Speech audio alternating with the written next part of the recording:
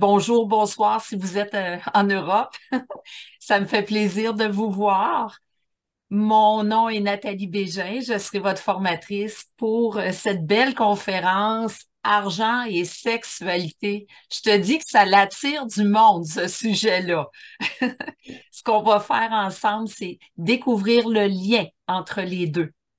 Je m'excuse tout de suite, j'ai un peu la gorge un petit peu enrouée. J'ai fait beaucoup d'animation dans le dernier mois et puis je pense que là, il y a un épuisement au niveau de la gorge. Mais je vais me rendre jusqu'au bout, ne vous inquiétez pas. Cette conférence-là a été écrite dans un premier temps par Lise Bourbeau. Elle a été adaptée par la suite. Lise a fait beaucoup de recherches à ce niveau-là. Elle a fait des observations, elle a commencé elle-même à faire des liens. Donc, c'est vraiment le résultat de toutes ces recherches que je vous présente lors de cette conférence. Je vous dis tout de suite, vous allez avoir besoin de papier et de crayon ce soir et cet après-midi pour faire un exercice. Donc, c'est une conférence où vous allez être un peu plus participatif qu'à l'accoutumée. Je vais vous donner quelques consignes avant de débuter. Premièrement, me présenter en bonne et due forme. Nathalie Bégin, je suis formatrice pour l'école Écoute ton corps. Je travaille aussi avec l'Institut SAE, qui est la méthode Écoute ton corps que l'on applique pour les professionnels, donc en entreprise. J'ai un conjoint, j'ai 3 enfants.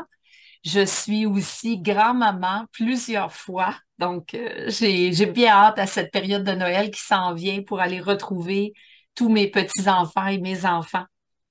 L'historique un peu de l'école, hein, elle a été fondée en 1982, donc ça fait plus de 40 ans que l'école existe.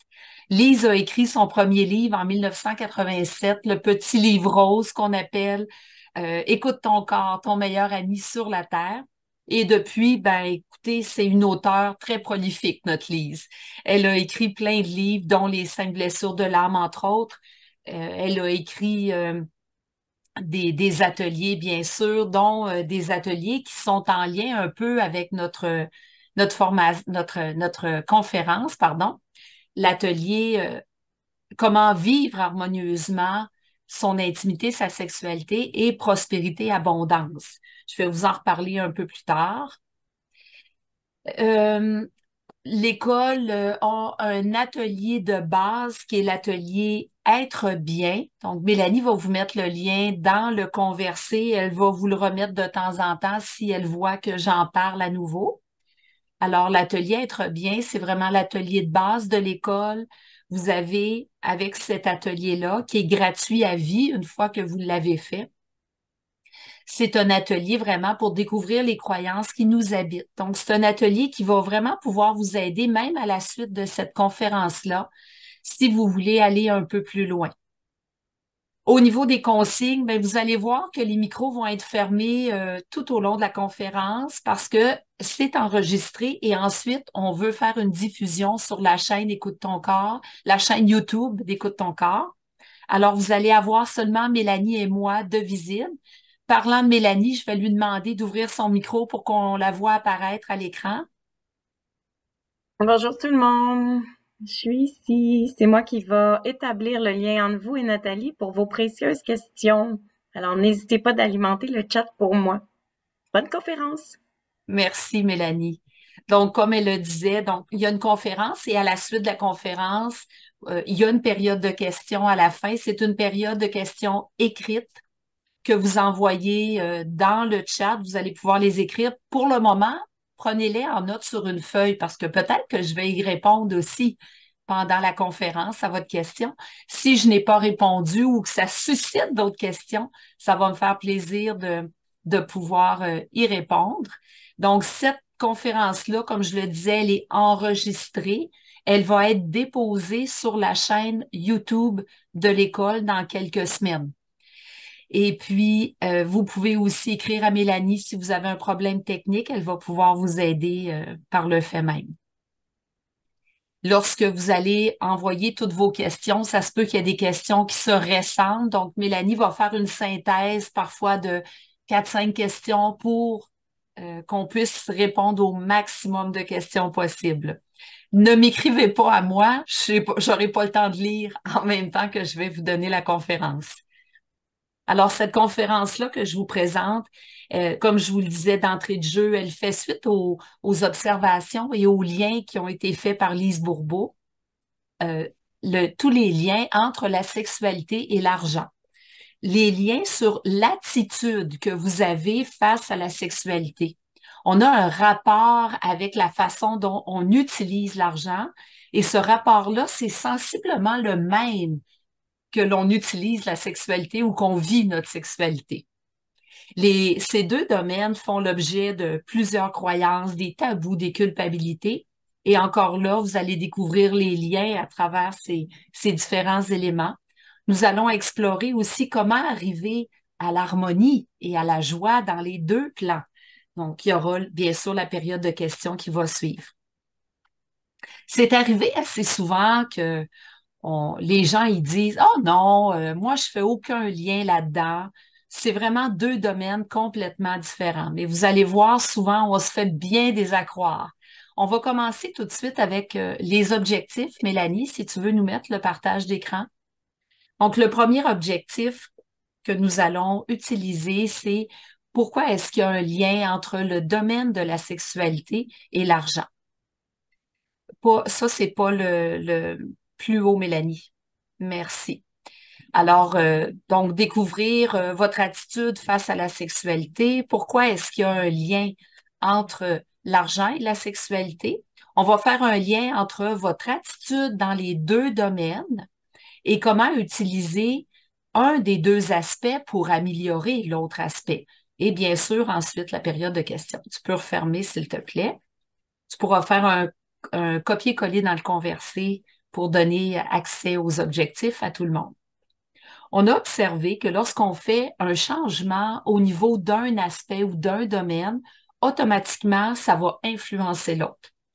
Avant d'aller plus loin, je tiens à préciser que le but de la conférence, ce n'est pas pour que vous partiez d'ici puis que j'ai tout arrangé votre vie sexuelle ou que vous partiez d'ici et que là, vous devenez des personnes très prospères, pleines d'abondance. Il y a d'autres conférences et des ateliers sur ces deux sujets-là. Le but principal, c'est d'aller visiter votre attitude intérieure. Comment est-ce que je vis un des aspects? Comment ça peut m'aider à voir l'autre aspect et m'apercevoir si je manque d'harmonie? Est-ce qu'il y a quelque chose dont je suis pas conscient? Moi, j'ai eu des périodes de ma vie où j'avais beaucoup de sexualité, mais j'avais pas beaucoup d'argent. J'étais convaincue que j'avais rien à régler au niveau sexuel, que j'étais épanouie, que j'avais aucune culpabilité non plus dans ce domaine-là. Je me disais que j'avais juste des problèmes d'argent. Mais d'autres périodes de ma vie, j'ai vécu l'inverse. J'avais pas de problème d'argent, mais j'avais des problèmes au niveau de la sexualité. J'avais plus d'abondance dans les biens, dans l'argent, mais étrangement, ma vie sexuelle n'allait pas du tout. C'est certain que je travaillais beaucoup à ce moment-là, donc Oh, je cumulais deux travails, je faisais plusieurs heures par semaine. J'étais convaincue que j'avais je pas de comprends travail pas, à ça y est un faire bug. en lien avec mon attitude face à l'argent, que c'était pas un problème pour moi. Je me disais, l'argent, c'est réglé maintenant. Ça va, je suis capable d'en faire, mais j'étais bien consciente que j'avais un problème au niveau sur le plan sexuel. Je vois bien aujourd'hui que c'était pas réglé, ni dans un domaine, ni dans l'autre. Car au fil des années, ce que j'ai réalisé, c'est que j'en manquais en alternance. Parfois, dans un domaine, c'était la sexualité que ça allait bien, d'autres fois non. Parfois, c'était avec l'argent que ça allait bien, parfois non. Je ne sais pas si ça vous parle. Euh, quand quelque chose est vraiment réglé, on ne revit pas tout le temps la même difficulté. Le problème, c'est qu'avant que ce soit fait, que ce soit harmonieux, on pense que c'est fait. Donc, on est un peu moins alerte, on fait moins attention. J'ai dû vraiment attendre plusieurs années après avoir commencé Écoute ton corps pour devenir consciente à quel point je n'avais pas réglé mes affaires ni au niveau de l'argent ni au niveau de la sexualité. Devenir conscient, accepter ce que j'avais vécu et tranquillement, un pas à la fois, commencer à harmoniser ces deux domaines. J'espère vous aider à ce que vous puissiez regarder dans un domaine pour voir comment l'autre est vécu. On a tous des angles morts. Pour arrêter de se faire croire des choses, il faut commencer par devenir conscient des liens qui unissent ces deux domaines. Quand c'est fait, ben là, les deux commencent à aller bien en même temps. Levez donc la main manuellement s'il y en a, là, quand vous vous êtes inscrit à cette conférence-là, est-ce que déjà le titre, hein, le lien avec la sexualité, l'argent, est-ce qu'il y en a qui ont commencé à faire des liens? Levez la main manuellement. Donc, il y a des gens qui ont déjà commencé à faire des liens. Excellent, excellent.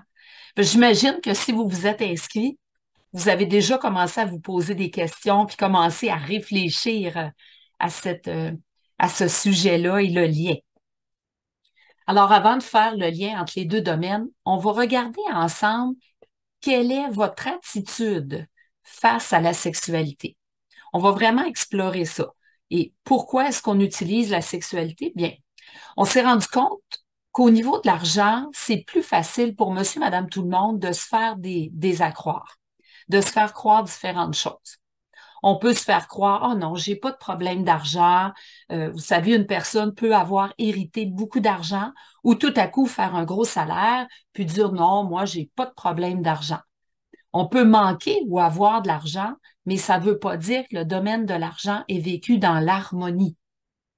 Si j'ai peur d'en manquer, j'en ai, mais j'ai peur d'en manquer, ou j'ai peur de le perdre, j'ai peur de dépenser, ou je me sens coupable quand je dépense, ou je me sens coupable quand je me fais plaisir, ou que j'ose pas parler d'argent, ou j'ai peur de paraître vaniteux. Voyez-vous, c'est pas harmonisé. Moi, j'avais une de mes tantes qui avait beaucoup d'argent. Et pourtant, elle vivait comme si elle était en manque perpétuel. Elle passait son temps à vérifier ses comptes. Elle ne renouvelait pas sa garde-robe. Elle n'osait pas voyager par peur de trop dépenser. Elle stressait quand même assez régulièrement face à l'argent. Mais elle ne voyait pas du tout son attitude de peur et de culpabilité face à l'argent. Donc, ce n'est pas le fait d'en avoir ou pas qui détermine si c'est bien vécu ou non. Et ça, c'est la même chose au niveau de la sexualité. Il peut y avoir des personnes qui s'arrangent pour avoir une vie sexuelle très active, mais ça ne veut pas dire que c'est vécu dans l'harmonie, hein, qu'il n'y a plus du tout de culpabilité et qu'ils écoutent tout le temps leurs vrais besoins.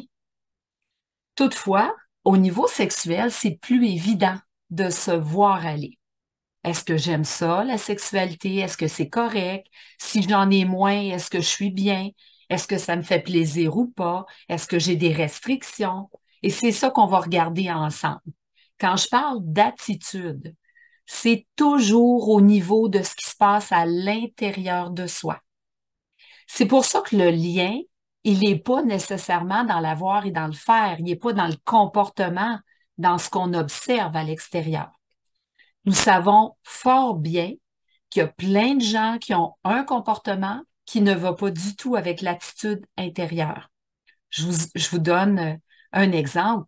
Une personne qui n'est pas capable de sentir sa belle-sœur, là, la belle-sœur l'appelle, puis elle répond au téléphone, ah, salut, je suis contente de te parler, mais elle n'est pas capable de la sentir en peinture, elle n'est pas capable de la voir en peinture.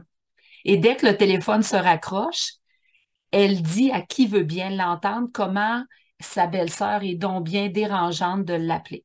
Donc, vous voyez son attitude intérieure qui est dérangée.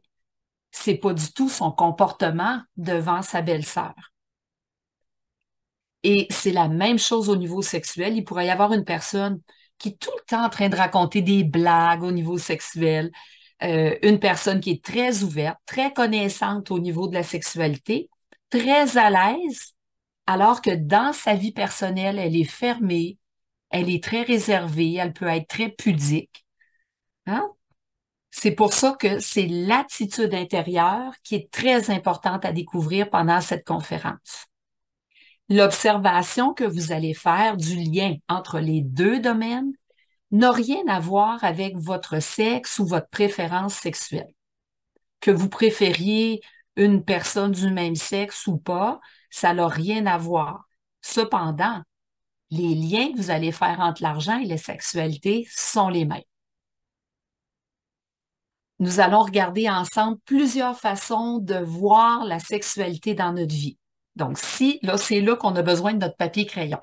Si vous voyez des choses que vous pensez ou que vous vous dites intérieurement qui vous appartiennent, vous l'écrirez sur la feuille. Ça peut être positif ou négatif pour vous, mais dès que ça éveille quelque chose à l'intérieur de vous, notez-le. On va vous mettre un partage d'écran. Vous allez voir, on va les défiler un par un. Vous pouvez vous faire des captures d'écran. Vous pouvez prendre en photo les écrans si vous voulez être sûr de pouvoir bien tous les conserver. Mais moi, ce que je vous dis, c'est plus y aller avec ceux qui vous parlent. Alors, on débute. Donc, une des choses qu'on entend parfois, c'est le sexe me dégoûte. Est-ce que ça vous concerne? Est-ce que vous trouvez ça dégoûtant? Donc, si c'est le cas, prenez-le en note pour vous. Vous allez voir tout à l'heure, on va faire le lien avec l'argent. Euh, Autre chose qu'on entend, pour être spirituel, on doit se couper de sexe. Dans les ateliers, on l'entend. Hein. Il y a des gens qui disent, moi, j'ai décidé de suivre des cours parce que je veux devenir de plus en plus spirituel. Puis là, j'ai dit à mon mari qu'à partir de maintenant, c'est fini le sexe parce que moi, je veux être spirituel. Hey, je te dis que ton mari doit être heureux que tu aies commencé des cours. Ça n'a rien à voir parce que la sexualité peut être vécue dans la spiritualité. Les deux peuvent avoir un lien très énorme. Donc, est-ce que vous croyez qu'une personne qui aime faire l'amour, qui aime la sexualité, ça l'empêche d'être spirituel? Si ça vous parle, notez-le. Le troisième, la sexualité, c'est très intime. Il ne faut pas en parler aux autres.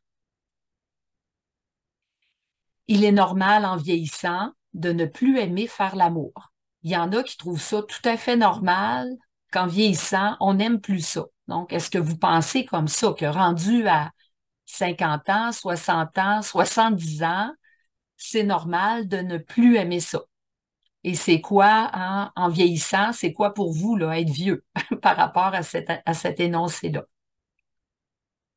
Le numéro 5, l'acte sexuel doit être fait seulement avec une personne que nous aimons. Si c'est ce que vous croyez, notez-le. Les fantasmes sexuels ne devraient pas être encouragés.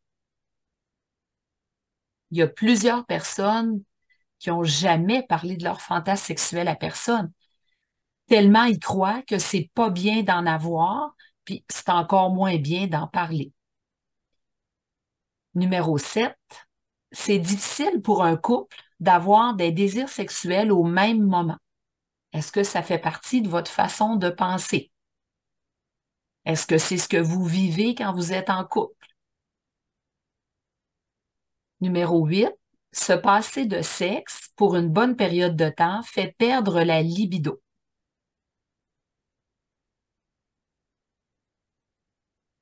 Numéro 9, il est normal pour un homme d'avoir toujours des désirs sexuels. Est-ce que c'est ça que vous pensez? Moi, à travers mon éducation, c'est ce que j'ai appris, hein. Toute jeune, ma mère me disait même de me méfier de mes petits amis garçons parce qu'ils pensaient juste à ça. Le problème, c'est que quand maman me disait pense juste à ça, elle ne m'expliquait pas c'était quoi le ça. C'était une croyance qui était véhiculée. Elle l'est peut-être encore parfois que les hommes, ça pense juste au sexe.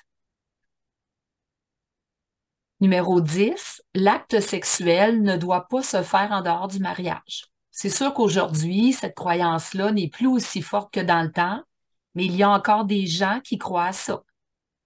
Et si nous y avons cru, ben, ça peut prendre du temps parfois avant de se défaire de cette croyance-là. Et ça, ben, ça entretient de la culpabilité si jamais vous avez des actes sexuels qui sont en dehors du mariage.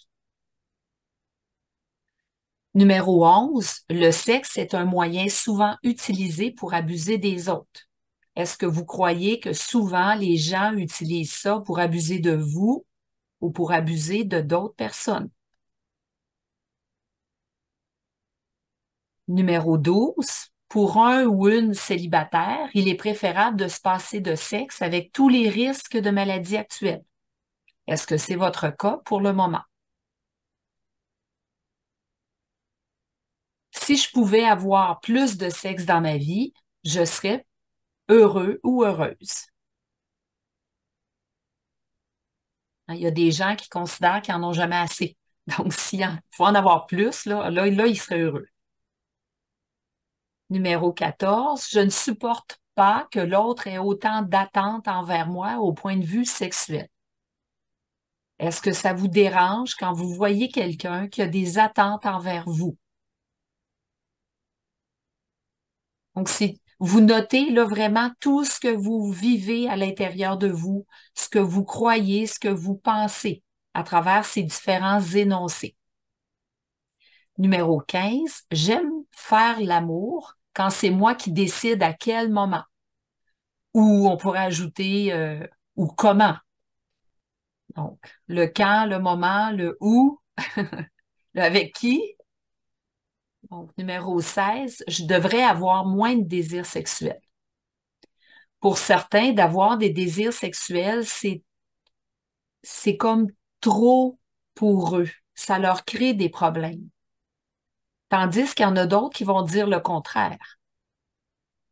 Hein, je devrais avoir plus de désirs sexuels. Puis là, il y a plein de gens qui viennent nous dire, qui viennent nous voir, puis qui nous disent dans les ateliers, je suis en panne de désir, entre autres dans l'atelier sur l'intimité, la sexualité, hein, qui nous disent, je suis en panne de désir, je n'ai plus de désir sexuel. Qu'est-ce que je peux faire pour avoir plus de désir sexuel? Donc, ce que ça vous arrive. Un autre énoncé, une autre façon de penser la sexualité, c'est j'aime faire l'amour et je ne comprends pas pourquoi je ne le désire pas plus souvent. Ça aussi, hein, c'est quelque chose d'assez fréquent. Les gens, ils nous disent, je comprends pas, j'aime ça faire l'amour, j'aime vraiment ça, mais j'ai juste pas le goût de le faire. J'ai pas le goût d'initier de faire l'amour.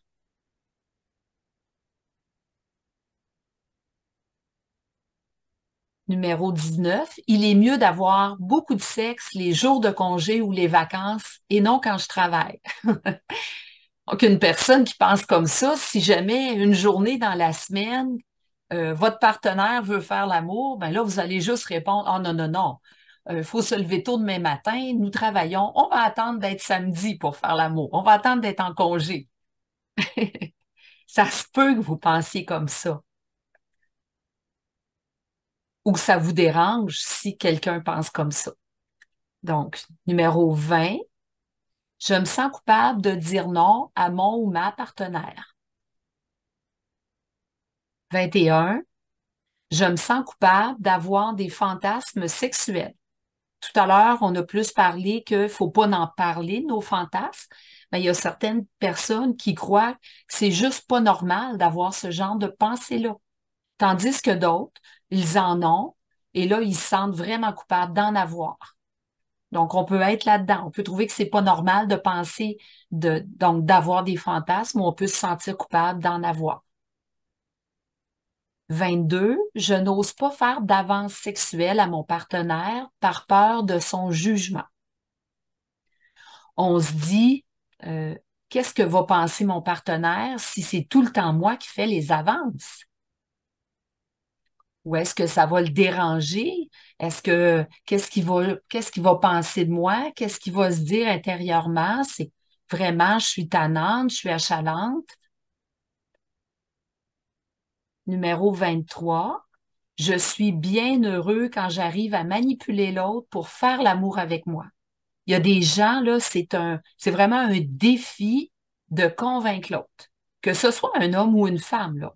Hein, ça vient satisfaire leur ego quand ils réussissent à manipuler pour faire l'amour avec eux.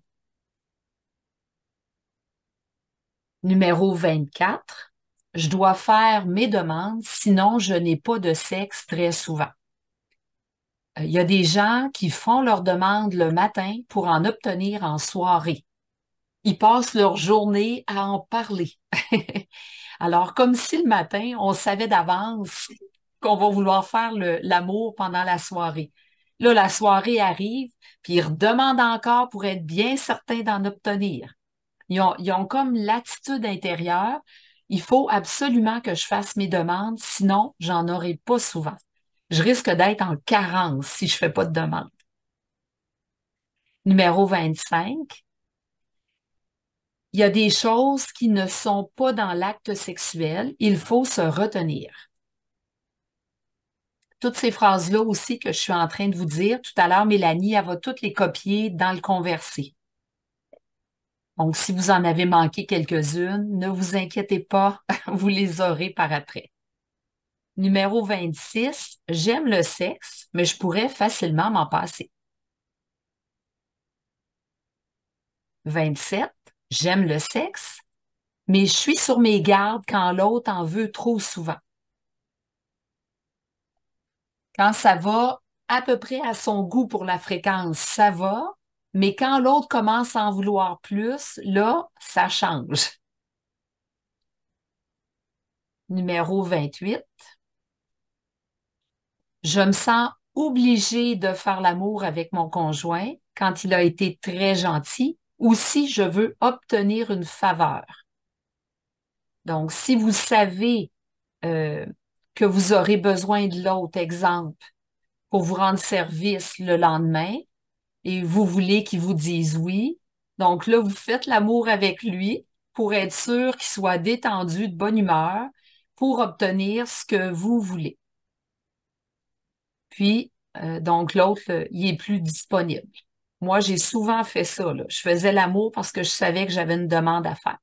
Je vois des questions qui montent sur le numéro 25. J'y reviens donc au numéro 25. Il y a des choses qui ne sont pas dans l'acte sexuel. Il faut se retenir. Mais il y a des gens qui croient, exemple, le sadomaso, ça devrait pas être dans l'acte sexuel. On devrait se retenir. Quelqu'un qui aurait des fantasmes de faire l'amour dans une buanderie, non, ça, c'est pas dans l'acte sexuel. Donc, ça peut être n'importe quoi que vous jugez qui n'est pas dans l'acte sexuel. Il faut pas faire ça. Donc, il faut se retenir. J'espère que ça éclaire vos chandelles. Je reviens ensuite, numéro 29, je poursuis.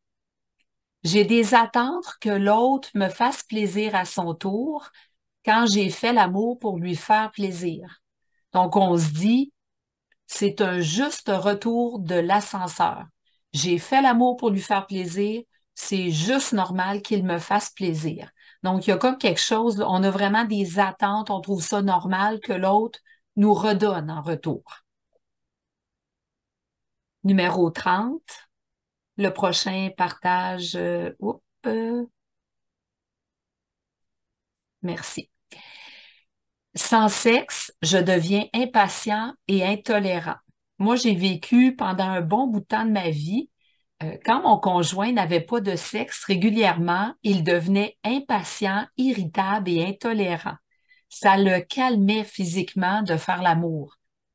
Donc, pour avoir la paix, pour qu'il soit de bonne humeur, disposé, disponible, je faisais l'amour avec lui. Donc, est-ce que vous, ça vous arrive d'être impatient et intolérant quand vous manquez de sexe ou vous n'avez pas assez souvent? Numéro 31, l'acte sexuel est un moment privilégié de donner et de recevoir dans un couple. Est-ce que c'est ce que vous vivez? Numéro 32, l'acte sexuel est une occasion pour moi de lâcher prise et de me permettre beaucoup de plaisir. Êtes-vous capable de lâcher prise à travers l'acte sexuel, de vous vraiment vous laisser aller dans la relation?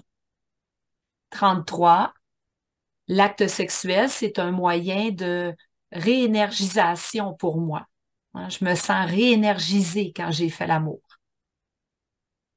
Parce qu'il y a des gens qui ne se sentent pas réénergisés, ils se sentent fatigués après avoir fait l'amour. Donc vous, est-ce que c'est un moyen pour vous réénergiser? 34, l'acte sexuel me fait sentir important, puissant, désiré. Ça va autant pour la femme que pour l'homme. Numéro 35. Je fais semblant d'aimer l'acte sexuel pour plaire à mon ou ma partenaire. Ça, on voit ça beaucoup chez les femmes parce qu'on s'entend que l'homme a un petit peu plus de difficulté à cacher son plaisir. Ça se voit assez rapidement, lui, s'il aime ça ou pas. Numéro 36. Je me force pour répondre aux besoins sexuels de mon ma partenaire et j'y arrive en utilisant des fantasmes. Il y a, il y en a beaucoup plus que l'on peut le penser. Des gens qui vont être avec leur partenaire, mais au niveau de la pensée, ils ne sont pas avec leur partenaire. Ils sont obligés de se créer des fantasmes pour arriver à aimer faire l'amour ou avoir un certain plaisir, une certaine excitation. 37. Je n'aime pas la routine. L'acte sexuel devrait être créatif, pas toujours fait de la même façon. Est-ce que c'est votre cas? Il y a des personnes qui aiment la spontanéité, mais il y en a d'autres que ça convient moins. Donc, 38, l'acte sexuel doit être bien préparé. La spontanéité ne me convient pas. Moi, j'ai besoin, entre autres, de savoir, quelqu'un dirait ça, ben, il y aurait plus besoin que ce soit préparé. Il va savoir où est-ce qu'il va faire l'amour, quand est-ce qu'il va faire l'amour. Numéro 39. Il est difficile de me laisser aller à l'acte sexuel s'il y a quelqu'un qui pourrait me voir ou m'entendre. Je sens que mon conjoint, ma conjointe demeure avec moi, surtout pour le sexe.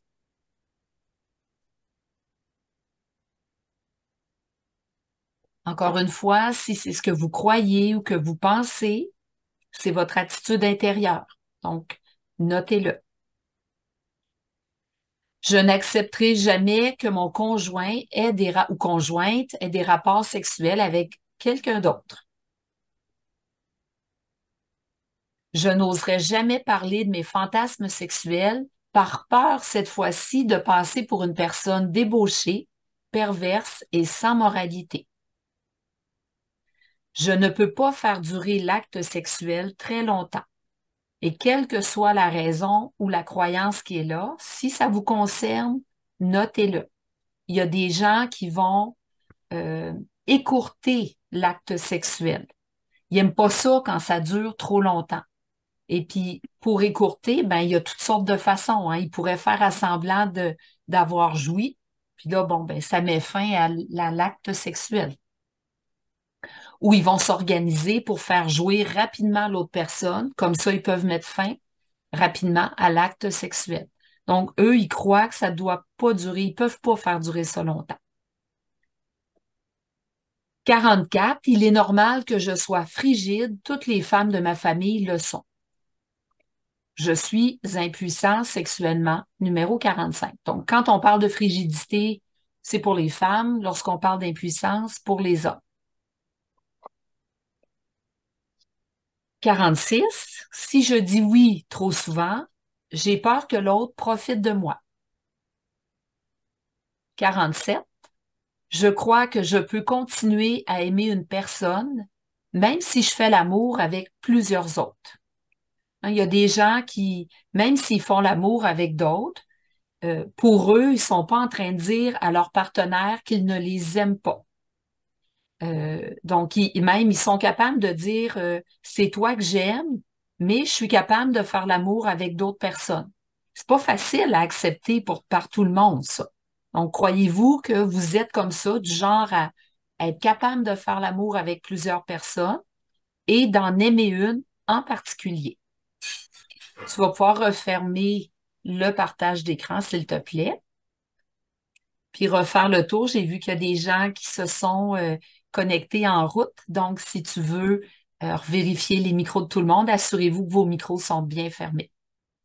Alors, malgré cette longue liste, il y en a des différentes façons de penser ou de voir, de croire des éléments de la sexualité. il y a peut-être des choses que vous vivez ou que vous pensez face à la sexualité qui n'ont pas été mentionnées. Donc, ajoutez-les à votre liste. Comme je vous ai dit, Mélanie va vous mettre dans le conversé les différents énoncés que je viens de voir avec vous. Avant de faire le lien avec l'argent, je vais faire le lien plutôt entre pourquoi est-ce qu'il y a un lien avec l'argent et la sexualité. Avant de partir de tous ces énoncés-là, mais je vais revenir avec les énoncés, ne vous inquiétez pas. Je vous laisserai pas comme ça en suspens. Les deux domaines où, donc là, on va regarder vraiment pourquoi est-ce qu'il y a un lien là, entre l'argent et la sexualité. Qu'est-ce qui fait qu'il y a un lien là, aussi fort entre les deux? Bien, ce sont les deux domaines où les gens entretiennent le plus de fausses croyances et de tabous. C'est vraiment le domaine de l'argent et de la sexualité. Avez-vous remarqué que toutes les religions, hein, à travers les religions, comment est-ce que il y a des tabous que les gens, les religions ont essayé depuis longtemps de culpabiliser, de contrôler les humains dans le domaine du sexe, dans l'accumulation des biens, la possession de l'argent. C'est vraiment deux domaines où on nous fait sentir le plus coupable, où on tente de nous contrôler par la culpabilité. Moi, je suis anciennement de religion catholique, et là, on nous disait, tu peux faire l'amour seulement si tu veux avoir des enfants. Sinon, tu n'as pas le droit de faire l'amour. Et en plus, bien sûr, si tu es marié. Mais c'était pareil avec l'argent. Hein, c'était pas bien de devenir riche. Les riches n'allaient pas au ciel. Donc, on peut le constater, là, pas juste avec la religion catholique, avec toutes les religions, dans tous les pays, tout le monde a des fausses croyances, a des tabous, se sent coupable dans un domaine comme dans l'autre. Le constat est le même, même pour les personnes qui sont athées, pour les gens qui n'ont pas de religion définie, ceux qui sont juste au niveau de la spiritualité, on le voit aussi, ceux qui ont aussi des philosophies comme le bouddhisme ou d'autres de ce type-là. Donc, qu'importe d'où vous venez, là, qu'importe d'où vous êtes sur la planète, qu'importe votre culture, votre pays, votre lieu, votre âge, votre sexe, c'est la même chose. On a tous en soi des tabous, des croyances, des notions de bien-mal en ce qui concerne l'argent et la sexualité. Ça, c'est vraiment un très gros lien qu'on peut faire entre les deux. C'est à la fois surprenant, mais c'est en même temps réconciliant. On vit tous la même chose d'un bout à l'autre du globe, qu'on soit jeune ou vieux. On a tous besoin de travailler sur des croyances qui viennent de notre éducation. Une autre raison qui font que ces deux domaines sont si près l'un de l'autre, c'est que notre attitude face à la sexualité et face à l'argent vient du même chakra. L'argent, c'est une énergie. Donc, c'est l'énergie nécessaire sur la Terre pour faire arriver tous vos besoins matériels, donc pour créer. Que vous vouliez créer un nouveau travail, un nouveau projet, ça prend de l'argent sur la planète pour s'acheter des choses, des objets, un service. Vous voulez partir une nouvelle carrière, vous devez vous payer des études. On a besoin d'argent pour tout ça. Alors, l'argent, c'est une énergie qui est nécessaire pour l'échange d'objets et de services. Donc, on a besoin de cette énergie-là pour ça. Le sexe, c'est à la même place, dans le même chakra, c'est l'énergie nécessaire pour créer un enfant. Mais le sexe, c'est aussi un symbole pour découvrir trois choses. Découvrir votre capacité de donner et de recevoir, découvrir votre capacité de lâcher prise et découvrir aussi votre capacité de vous donner le droit d'avoir du plaisir. Je vais vous le mettre dans le conversé, ces trois éléments-là qui sont quand même intéressants. Voilà, c'est fait. Donc, je vous les reprends un par un. Le sexe, c'est le symbole pour notre capacité à donner et à recevoir sans attente. Est-ce que je suis capable de donner et de recevoir avec mon partenaire ou ma partenaire au niveau sexuel? Certains sont juste capables de donner. D'autres sont seulement capables de recevoir. Alors ça attire notre attention parce que la façon que l'on donne ou que l'on reçoit ou qu'on est capable d'harmoniser les deux, ben, c'est la même chose qu'on fait ailleurs, dont entre autres dans le domaine de l'argent. Le symbole de notre, du sexe, qui est la symbolique avec notre capacité à lâcher prise, le contrôle, c'est le contraire du lâcher prise.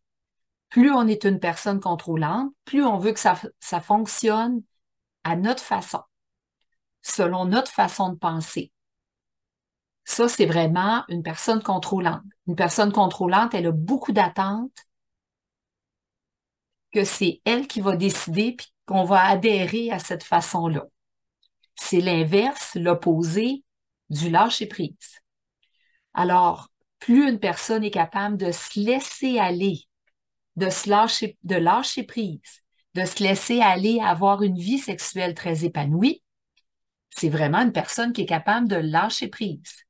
Si on est capable de le faire dans le domaine de la sexualité, ça veut dire qu'on est aussi capable de le faire dans un autre domaine.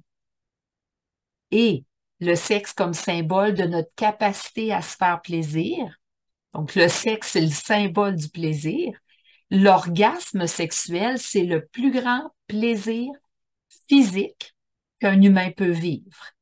Une personne qui est capable de se permettre ce genre de plaisir, c'est une personne qui est capable de se permettre du plaisir aussi dans d'autres domaines.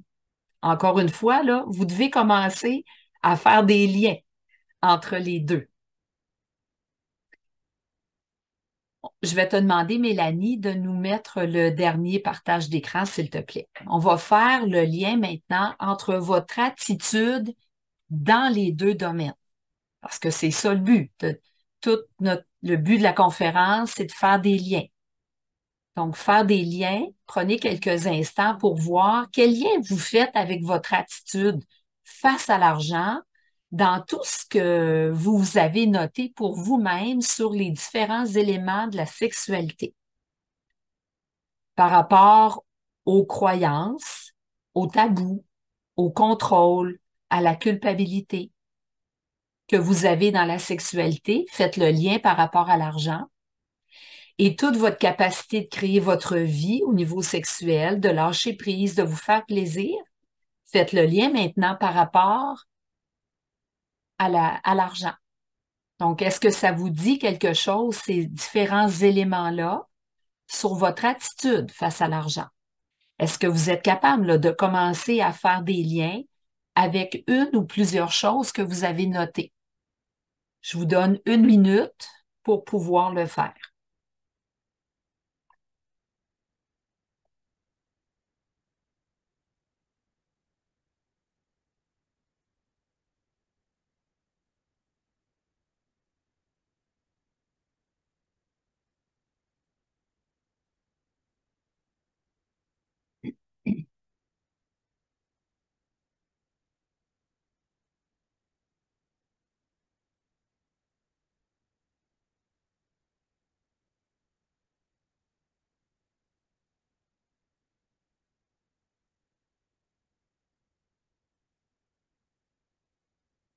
Je vais vous donner un exemple.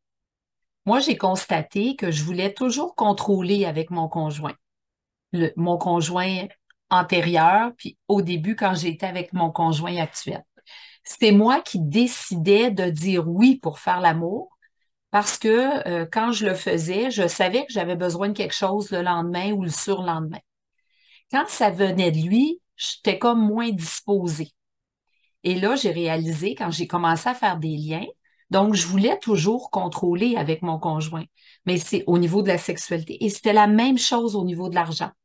C'est moi qui contrôlais le budget. C'est moi qui décidais sur quoi il pouvait dépenser. Et quand je voulais, moi, me faire plaisir, ben, je m'organisais pour le laisser aller dans ses dépenses, lui faire plaisir dans ses dépenses, parce que moi, je voulais pouvoir le faire dans les miennes. Donc, si jamais vous êtes en couple, en tout cas présentement, là, cette conférence-là, c'est merveilleux. Vous allez pouvoir discuter ensemble des différents points. Donc, c'est un peu comme ça qu'on va faire les liens. Je vais reprendre différents éléments que l'on a vus il y avait 47 points hein, au niveau de la sexualité. Là, ce que je vais faire avec les différents énoncés que vous avez entendus, j'ai fait des synthèses de différentes attitudes, croyances en lien avec le domaine sexuel. Donc, c'est sûr que je ne reprends pas les 47. Il y en a que j'ai regroupés, mais ça va vous aider là, à commencer à faire ce lien-là de votre attitude avec la sexualité, de faire le pont avec votre attitude face à l'argent. Puis je vous répète, l'attitude, c'est ce qui se passe à l'intérieur de vous. C'est pas une série de comportements.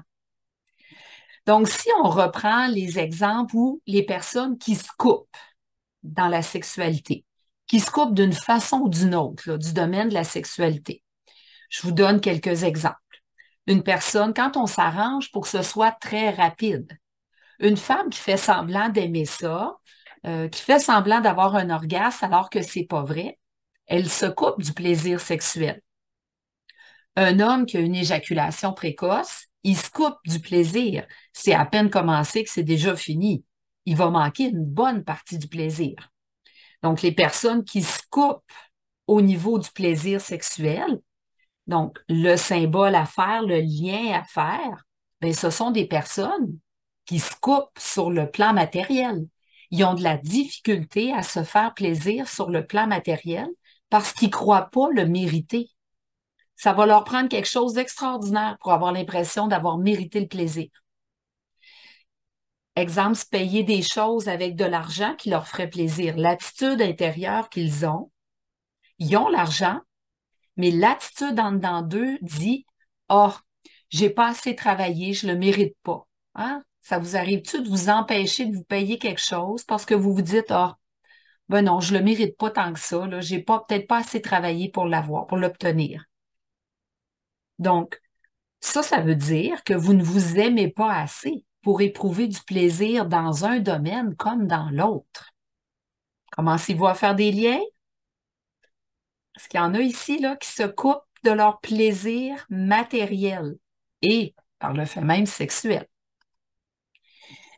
On avait la phrase tantôt, si vous êtes du genre à croire qu'avec le temps, c'est normal de ne plus aimer le sexe. Hein, au début, on aime ça, on est tout feu, tout flamme. Puis là, avec le temps, ben, cette croyance-là, hein, c'est souvent la raison qui fait qu'on va venir qu'à passer d'un partenaire à l'autre au niveau sexuel. Parce qu'on se dit, bah, avec le temps, tout le temps la même personne, c'est plus assez excitant. Alors, au début, c'est la belle passion, on trouve ça bien excitant. Mais là, tout à coup, avec le temps, ça s'éteint. Donc, ça, c'est des gens, des fois, qui vont être à la recherche tout le temps d'un nouveau partenaire pour avoir la nouvelle flamme. Mais si vous croyez que c'est comme ça fait que vous êtes du genre à avoir probablement au niveau matériel, au niveau de l'argent, au niveau des biens, ça fait que vous êtes le genre de personne à avoir de la difficulté à vraiment apprécier vos plaisirs du quotidien. Ça vous en prend toujours plus. Hein? Ça prend des affaires plus fortes, plus intenses. Le dernier gadget qui vient de sortir, le nouveau dernier téléphone qui vient de sortir pour réussir encore à éprouver du plaisir. Donc, ce sont des personnes qui vont se blaser facilement dans leur vie, qui n'apprécient pas les plaisirs du quotidien à leur juste valeur. Vous êtes probablement une personne qui prenait les choses pour acquis dans votre vie. Je vois des gens qui sourient, c'est extraordinaire, ça veut dire qu'il y a des gens qui commencent à se reconnaître. C'est merveilleux. Je continue. L'autre phrase qu'on a utilisée, si vous aimez le sexe seulement quand c'est vous qui contrôlez. Il y en a-tu ici, hein? Levez la main s'il y en a là, qui aiment le sexe quand c'est eux qui décident quand est-ce qu'on fait l'amour. Ben, c'est la même chose. Vous voulez contrôler l'argent et les dépenses de l'autre et vous le critiquez. hein, quand ce n'est pas selon votre désir. Et en plus, vous ne voulez surtout pas que l'autre vous contrôle ou vous dise ce que vous pouvez acheter ou quand vous pouvez l'acheter. Alors, lorsqu'on est là-dedans, qu'on aime le sexe quand c'est nous qui contrôlons, le lien qui est à aller faire, c'est vouloir qu'on veut contrôler les dépenses de l'autre, qu'on est porté à le critiquer s'il fait des achats, s'il dépense son argent d'une façon qu'on n'aime pas ou même qu'on va considérer comme inutile. Et on veut surtout pas être contrôlé. On est les premières personnes à contrôler, mais on ne veut surtout pas que l'autre nous dise quoi faire. Moi, là, quand j'étais une fan d'achat de souliers à un certain moment donné de ma vie, des souliers, bien sûr, que je n'avais pas besoin, évidemment, et j'arrivais toujours avec la bonne raison, la bonne justification du pourquoi je l'avais acheté. Je pouvais dire qu'il était en réduction ou autre, mais je voulais surtout pas qu'il me critique, que mon conjoint me critique. Je faisais tout aussi pour qu'il ne voie même pas mes achats. Ça pouvait même arriver euh, que je voulais pas.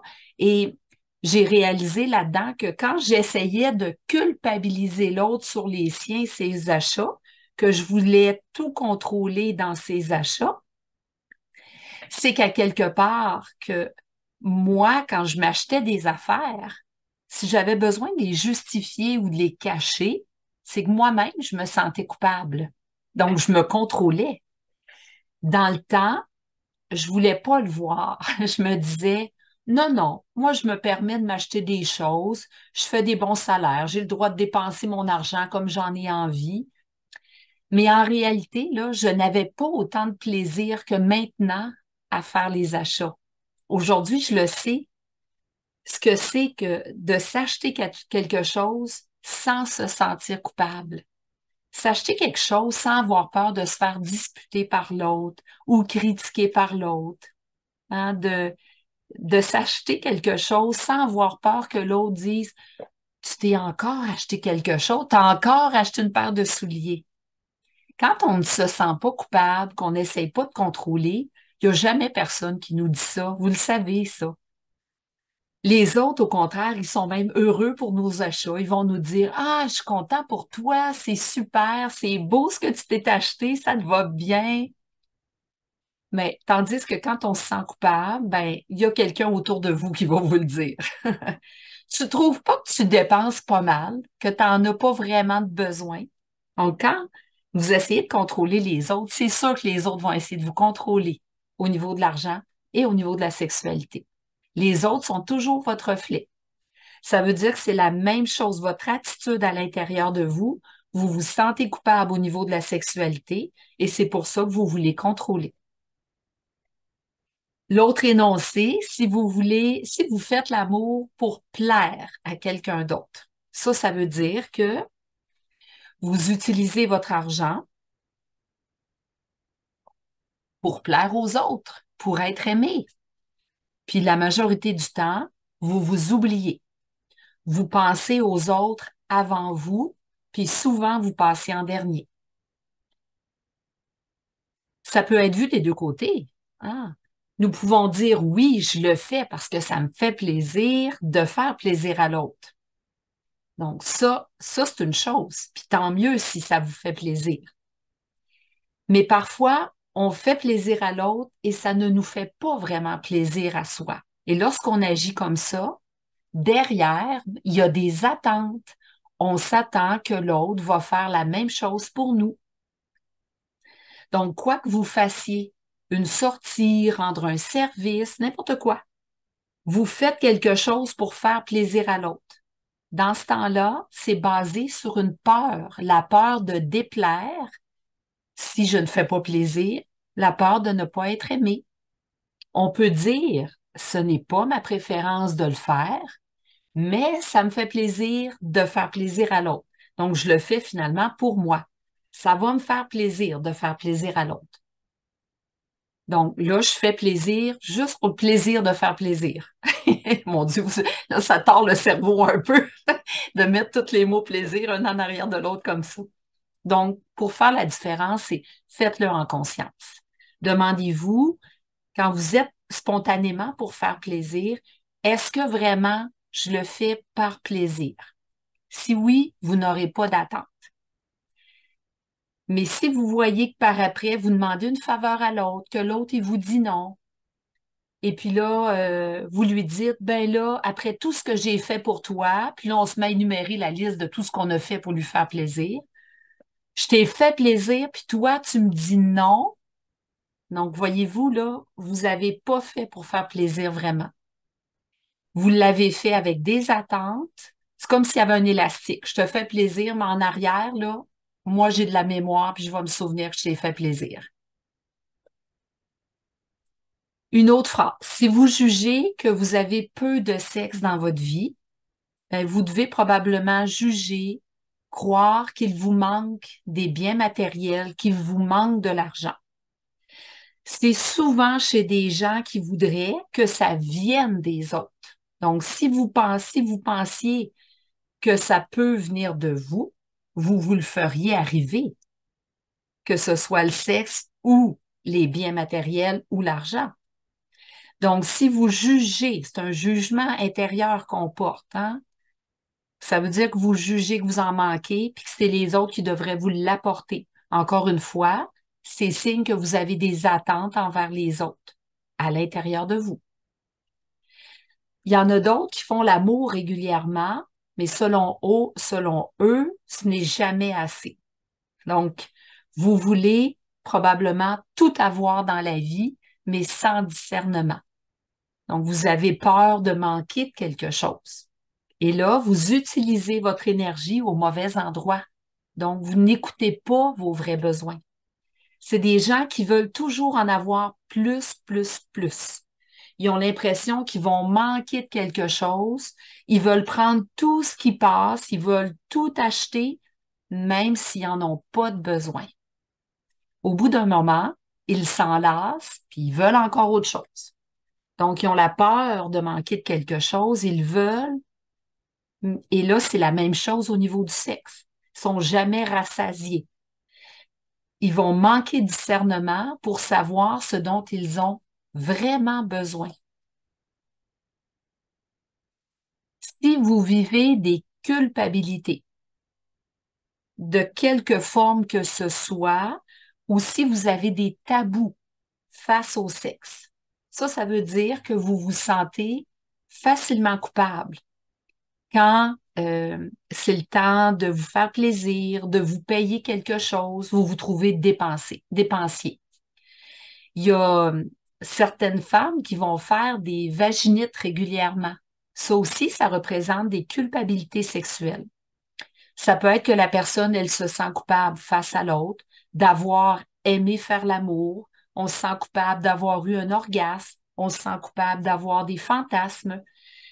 Si la personne, elle a aimé ça, mais elle se culpabilise, qu'elle le dit pas, qu'elle le retient, l'autre peur, c'est que l'autre va en profiter, hein, puis il va en vouloir encore plus. Fait que des fois, les gens, là, ils ont aimé ça, ils se sentent coupables, mais ils vont pas en parler qu'ils ont aimé ça, parce que là, ils ont plutôt peur que l'autre va en profiter. Il y a une autre culpabilité, c'est la culpabilité de dire non à l'autre. Donc, réaliser que on se sent souvent coupable. Puis souvent, on va même nier la culpabilité, puis on va accuser l'autre. Si vous m'aviez demandé dans le temps si je me sentais coupable, je vous aurais dit certainement pas. C'est l'autre qui devrait se sentir coupable. C'est à cause de l'autre que je suis en train de vivre. Donc, j'essayais beaucoup de culpabiliser, soit en me plaignant. Il me semble que si tu m'aimais, tu respecterais mon besoin de pas trop faire l'amour. Hein? Donc là, je culpabilisais l'autre. Et puis l'autre va se plaindre à ce moment-là, va me culpabiliser en me disant, mais toi, si tu m'aimais, il me semble que tu ferais plus l'amour. Donc, voyez-vous, il y a toutes ces culpabilités-là au niveau sexuel. C'est impossible d'arriver à une entente avec la culpabilité. Lorsqu'on vit de la culpabilité au niveau sexuel, c'est de la même manière qu'on va se sentir coupable de toutes sortes de façons par rapport à l'argent, Puis la majorité du temps, on va même pas en parler. Il me semble que si tu m'aimais, tu me ferais des cadeaux, hein, ou tu m'achèterais ce que je veux. Donc, on va utiliser la culpabilité de la même manière. Si vous n'aimez pas le sexe, que vous trouvez que c'est inutile, que c'est pas nécessaire dans votre vie, que vous vous dites, oh, moi, je pourrais me passer de sexe le restant de ma vie, il n'y a rien qui m'attire là-dedans. Ben, vous croyez probablement que c'est pas nécessairement bien d'aimer l'argent, euh, ce que ça peut vous rapporter, puis vous êtes probablement débranché de la terre. Vous souffrez probablement de la blessure de rejet qui, lui, se coupe souvent des plaisirs matériels. Des personnes qui ne voient pas l'utilité d'avoir des biens matériels. Donc, c'est pas le genre de choses c'est pas le genre de personnes qui ont hâte d'aller s'acheter quelque chose. Donc, ils n'aiment pas le sexe, tout comme ils n'aiment pas plus que ça les biens matériels. Si vous avez l'impression que l'autre veut abuser de vous au plan sexuel, là, vous êtes sur vos gardes. Donc, au niveau sexuel, c'est de la même manière, vous êtes sur vos gardes au niveau de l'argent puis de vos biens. Euh, vous êtes, euh, vous avez probablement peur de vous faire avoir, puis probablement que vous vous faites avoir assez souvent. Et ça, bien sûr, ben, ça fait que vous êtes dans le contrôle. Vous vous laissez pas aller. Moi, ce que j'ai remarqué, c'est que dans un couple, celui ou celle qui est souvent aux aguets, qui a peur de se faire avoir par l'autre, il va avoir une tendance à contrôler dans un domaine. Donc, s'il a peur de se faire avoir au niveau de l'argent, souvent, il va contrôler au niveau de la sexualité. Puis l'inverse, s'il a peur de se faire avoir au niveau de la sexualité, souvent, il va contrôler au niveau de l'argent. Donc, regardez hein, si ça vous arrive, si vous faites des liens par rapport avec ça. Si vous êtes celui dans le couple qui a insisté beaucoup, qui a essayé de convaincre l'autre ou de le manipuler pour faire l'amour, mais vous essayez de profiter aussi souvent que vous le pouvez au niveau de l'argent et des biens personnels. Vous êtes dans le contrôle de l'autre, parfois même à profiter d'autres personnes. Puis parfois, là, c'est subtil, hein? On s'en rend même pas compte. On essaye de manipuler l'autre sans que l'autre s'en rende compte. Mais du contrôle puis de la manipulation, ça reste du contrôle.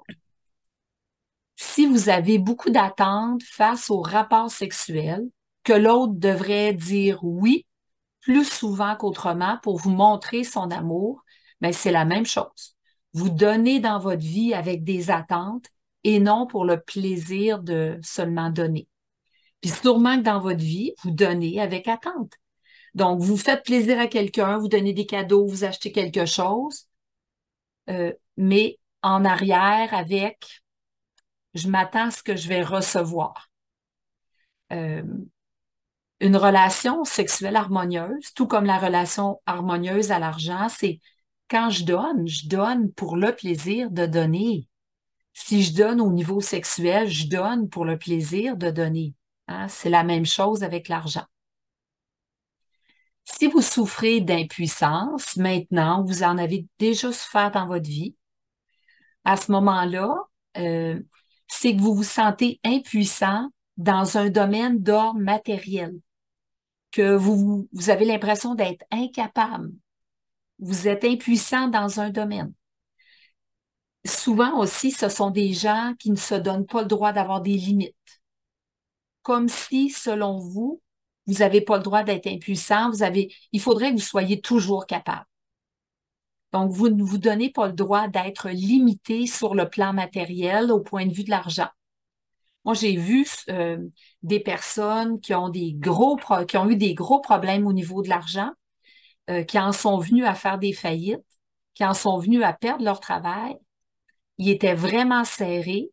Il n'y avait plus d'argent qui rentrait à la maison. Et ces gens-là sont devenus impuissants au niveau sexuel. Donc, les deux domaines sont vraiment liés. Si vous voyez que vous êtes très possessif dans le domaine sexuel, vous l'êtes aussi dans les autres domaines. Commencez à me voir aller, là. Donc, vous êtes probablement jaloux. Vous accepteriez probablement pas que votre conjoint ou votre conjointe commence à faire des avances sexuelles à quelqu'un d'autre. Mais de la même manière, on voudrait pas voir notre conjoint ou notre conjointe commencer à dépenser son argent pour les autres personnes. Euh, ou même faire un cadeau pour d'autres personnes, faire un compliment même parfois à d'autres personnes. Il y a même des couples qui sont jaloux de leurs propres enfants. Il y a des gens qui disent, c'est ça, tu me dis non à moi, puis à ton fils ou à ta fille, tu dis toujours oui. Ou à moi, tu me fais pas tant de cadeaux que ça, mais à eux, tu es tout le temps en train de leur acheter quelque chose. Donc, probablement que vous avez peur de perdre vos biens ou votre argent. Vous êtes dans le contrôle et pas dans le lâcher-prise. Quand on est possessif, c'est vraiment parce qu'on a peur de perdre ce qu'on a jusqu'à maintenant. Comme si c'était impossible d'en avoir encore. Donc, c'est une autre façon de se contrôler. Si tu te sens valorisé par l'acte sexuel, donc je me sens important, je me sens désiré, mais tu te valorises par l'argent et par les biens que tu possèdes. Si vous vous sentez aimé seulement par l'acte sexuel, il y a certaines personnes qui vont dire, si mon conjoint ou ma conjointe m'aimait, il serait capable de faire l'amour. Mais si tu te sens aimé seulement à travers l'acte sexuel, c'est que tu te sens aimé quand l'autre te fait plaisir à travers quelque chose qui coûte de l'argent. Il te donne des biens matériels, qui te fait des cadeaux, il te donne de l'argent, là, tu te sens aimé. L'autre s'occupe de toi au plan matériel, ça veut dire pour toi qu'il t'aime. Pourtant, là, je vous le dis tout de suite, il y a des couples qui s'aiment vraiment beaucoup et qui choisissent de ne plus faire l'amour. C'est pas la seule marque d'amour. Si vous êtes du genre de personne qui aimait faire l'amour, ben c'est sûrement que vous avez appris aussi à vous faire plaisir au niveau des biens avec l'argent, avec ce que vous pouvez vous procurer, avec l'argent que vous avez. Puis ça, on s'en aperçoit quand on est capable de le faire sans excès et sans restriction. Se faire plaisir avec mesure, avec un bon dosage, autant dans la sexualité que dans l'argent. Mais ceux qui se coupent de quelque chose ou bien qui vont dans les excès, ceux-là sont dans la culpabilité et ou dans le contrôle, donc qui sont pas dans le lâcher-prise. Alors, pour savoir si vous avez bien fait l'harmonie, si c'est bien fait, c'est que vous êtes capable de vous voir en train de le faire dans les deux domaines. Tu sais, c'est quelqu'un qui vous dit, moi, j'aime pas ça faire l'amour, mais j'aime ça l'argent. J'aime vraiment tout ce que l'argent m'apporte. On voit qu'il y a quelque chose qui va pas ensemble. Donc, on a besoin là d'harmoniser les deux. Alors, comment est-ce qu'on utilise maintenant un des deux aspects pour améliorer l'autre aspect? Donc, comme vous voyez, il y a vraiment des liens précis là, que vous pouvez faire dans les deux domaines. Ceux qui disent ne pas se voir dans ce qui vient d'être dit, ben, je vous suggère d'en parler avec des gens qui vous connaissent bien. Hein, ça arrive souvent qu'on a des angles morts, puis on ne se voit pas.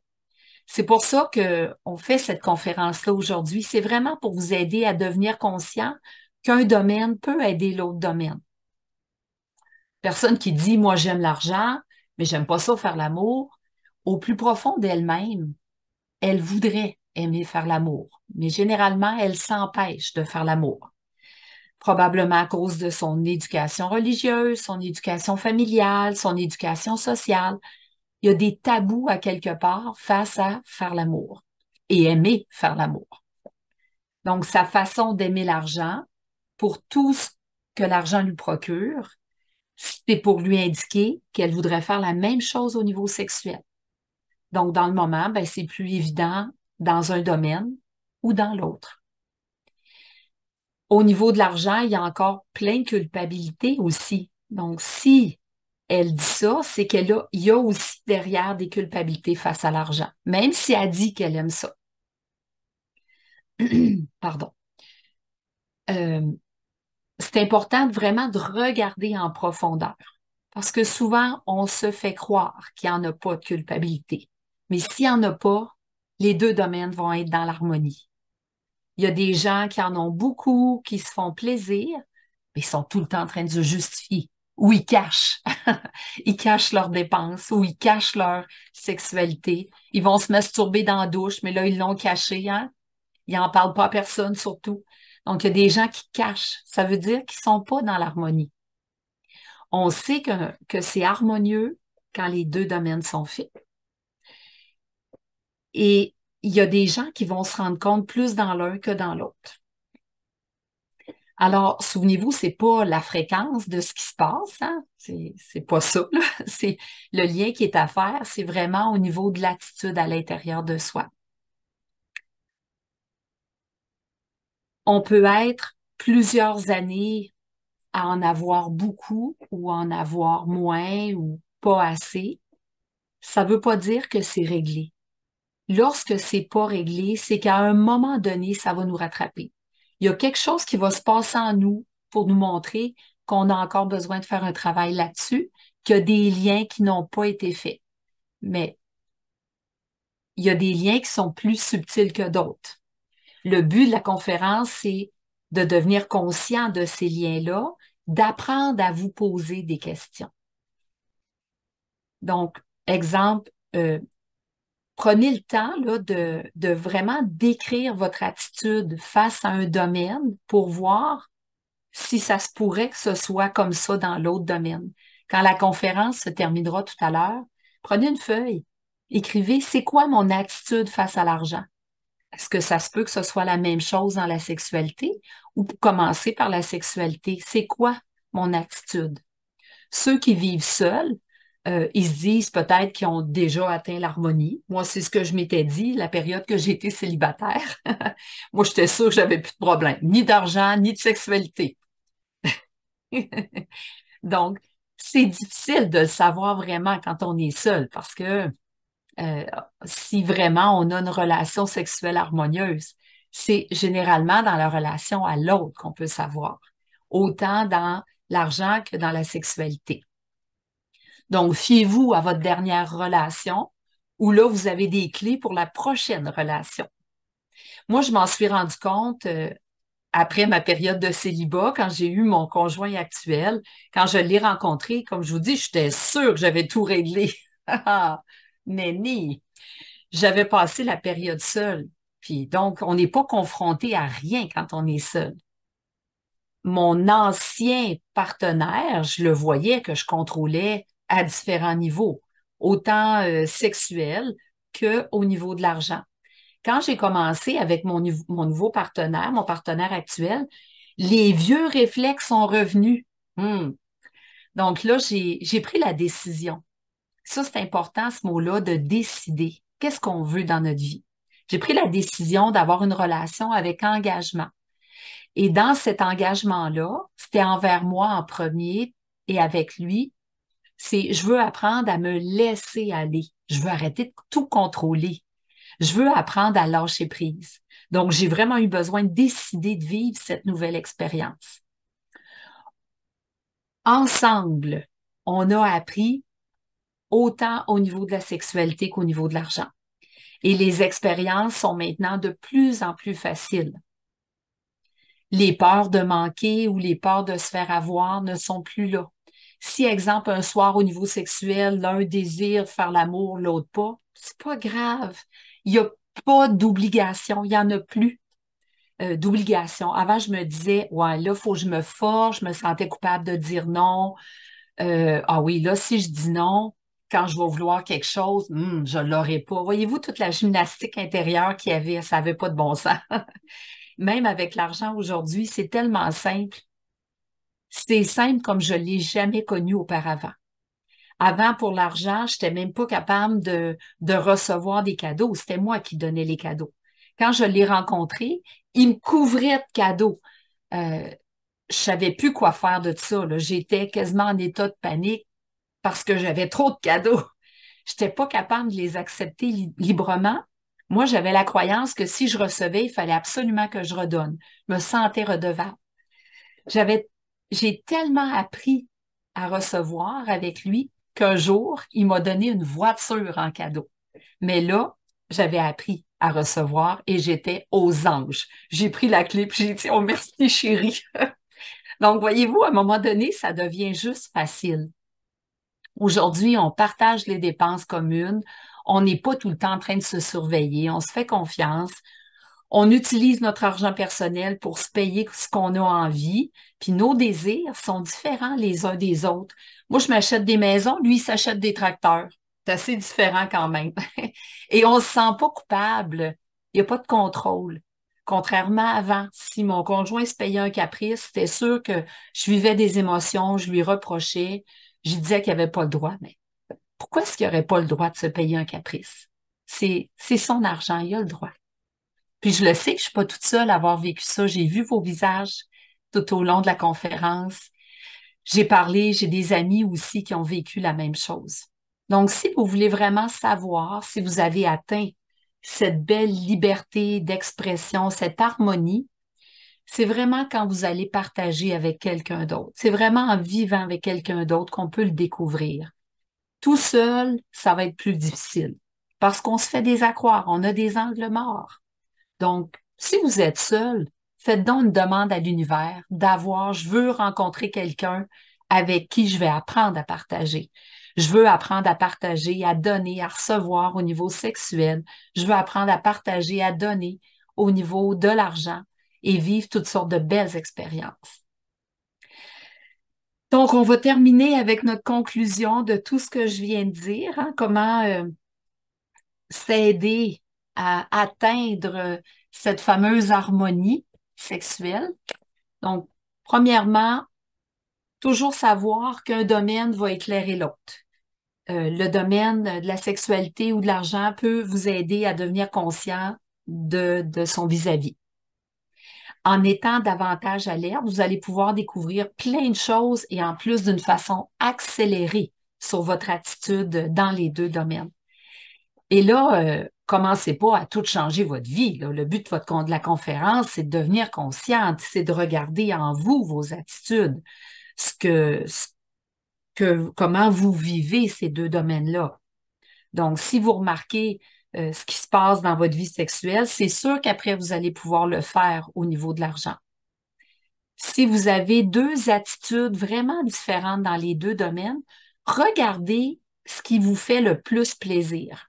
Vous devriez aimer l'autre domaine au même degré. Et si ce n'est pas le cas, c'est probablement parce qu'il y a des culpabilités ou des peurs.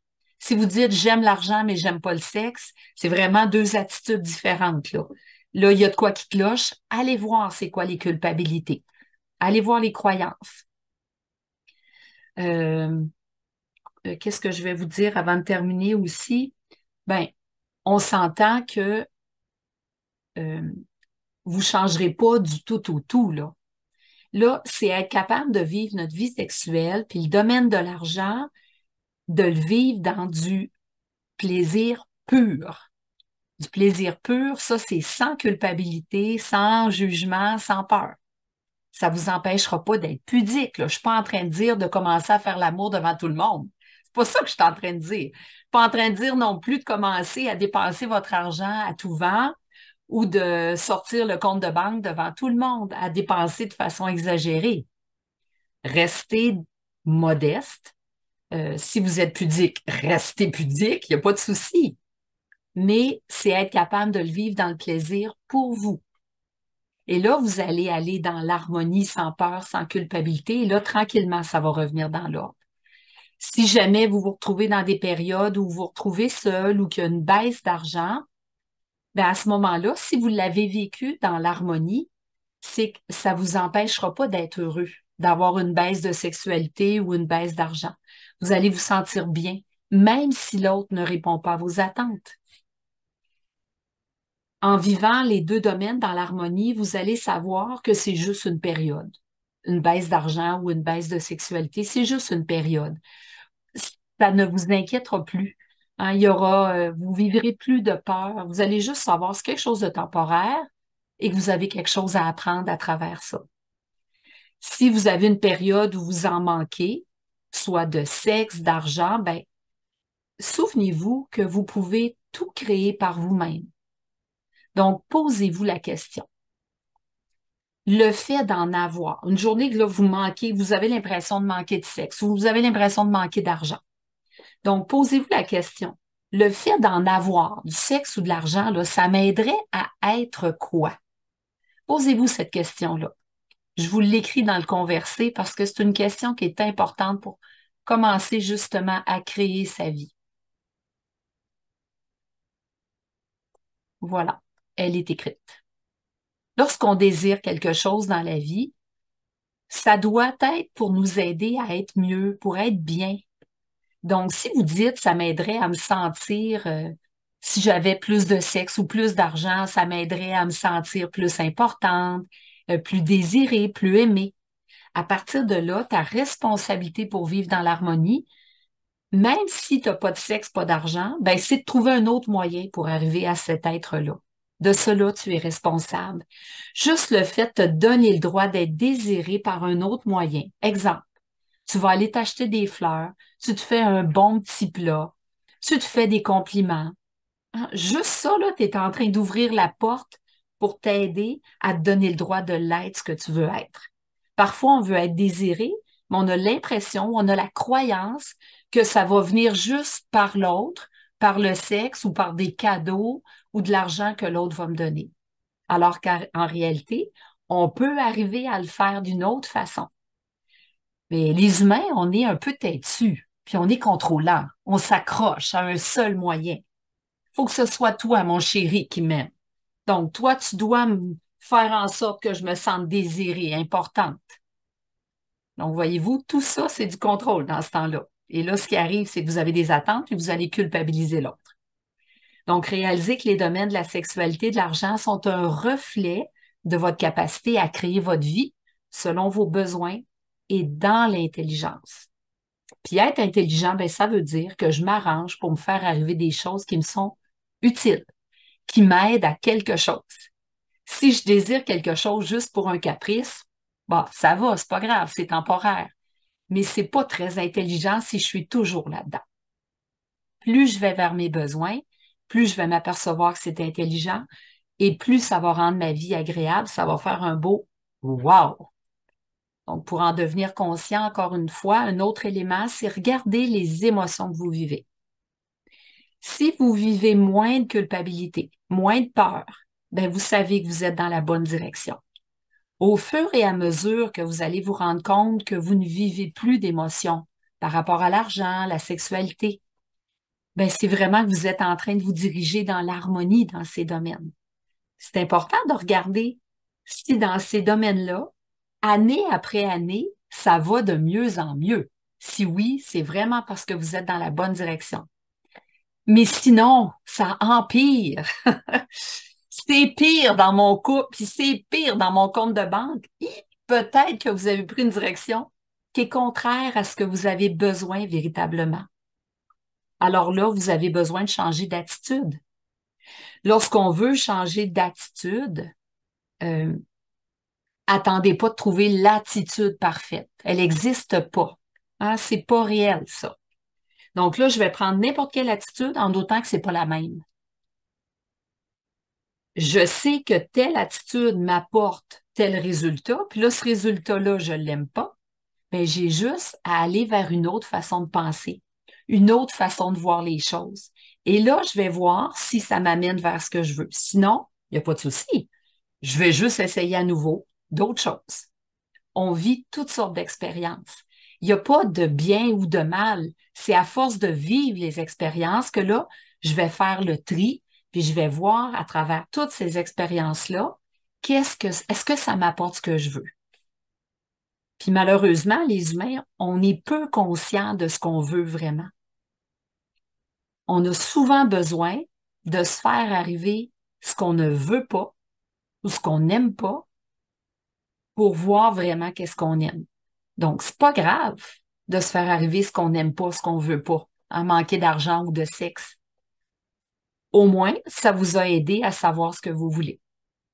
Donc, juste le constater, ben déjà, vous êtes en train de répondre à votre besoin. Au lieu de vous dire, ah, je suis idiot, pourquoi j'y ai pas pensé, j'aurais dû y réfléchir. Non, si vous vous dites ça, si c'est ça votre attitude intérieure, vous voyez que vous êtes dans la culpabilité, vous allez juste tourner en rond, puis vous allez répéter les mêmes choses. Juste vous dire, j'ai vécu cette expérience-là, ça me convient pas. Qu'est-ce que je vais faire de différent pour arriver à ce que je veux? Hein? Puis faire quelque chose de différent, ben, c'est sans culpabilité. Et quand on ne vit plus de culpabilité, on ne se rejette pas, on ne se critique pas, il y a moins de souffrance, puis ça nous aide à aller plus vite vers autre chose. Donc, l'idée de la conférence, c'était surtout de vous aider à voir plus loin dans les deux domaines, regarder si quelque chose pourrait être transformé pour que vous puissiez atteindre votre belle harmonie au niveau de l'attitude face à l'argent, face à la sexualité. Je vous remercie beaucoup de votre attention. C'était une grosse conférence. Avant, avant de passer à la période de questions, euh, je veux, Mélanie, si tu veux nous mettre un partage d'écran, s'il te plaît, on a une promotion pour vous qui avez assisté à cette conférence-là. Donc, c'est vraiment les personnes qui étaient présentes pendant la conférence. On vous offre 10 de rabais sur 2 ateliers qui sont en lien avec la conférence d'aujourd'hui, Vivre harmonieusement l'intimité, la sexualité et prospérité et abondance. Comme vous voyez, ça a lieu à Laval, à Lyon, Toulouse en ligne en 2024 et Metz est en ligne pour prospérité. Vous avez 48 heures pour profiter du rabais. Vous avez à inscrire, vous allez dans le portail, vous vous inscrivez à l'un ou l'autre ou les deux et vous écrivez promo 10 parce que vous avez jusqu'au 10 décembre inclusivement et vous avez 10 de rabais. Ça va vous donner environ, pas tout à fait, presque 35 euros ou dollars de rabais sur un ou l'autre de ces 2 ateliers-là. Alors, si vous voulez en profiter. Et là, nous arrivons à notre période de questions. J'en ai vu plusieurs arriver là, dans le conversé. Mélanie a lu vos questions tout au long. Donc, on se fait un blitz. Vas-y, Mélanie, si tu veux ouvrir ton micro. Je vais tenter de répondre au mieux. Oui, je commence ici avec faire l'amour me demande un effort et me fatigue. Quel lien pourrais-je faire avec l'argent? Bon, ben, c'est l'attitude intérieure. Faire l'amour, ça me fatigue. Et c'est quoi la suite? Ça me demande un effort. Ça me demande un effort.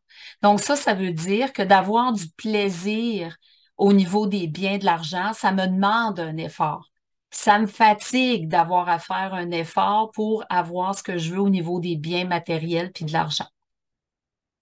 Réutiliser les mots et c'est transférable presque mot à mot. Donc là, à partir de maintenant, c'est de t'observer en lien avec les biens matériels, en lien avec l'argent, voir est-ce que c'est un effort pour toi dans ce domaine-là. Prochaine, Mélanie.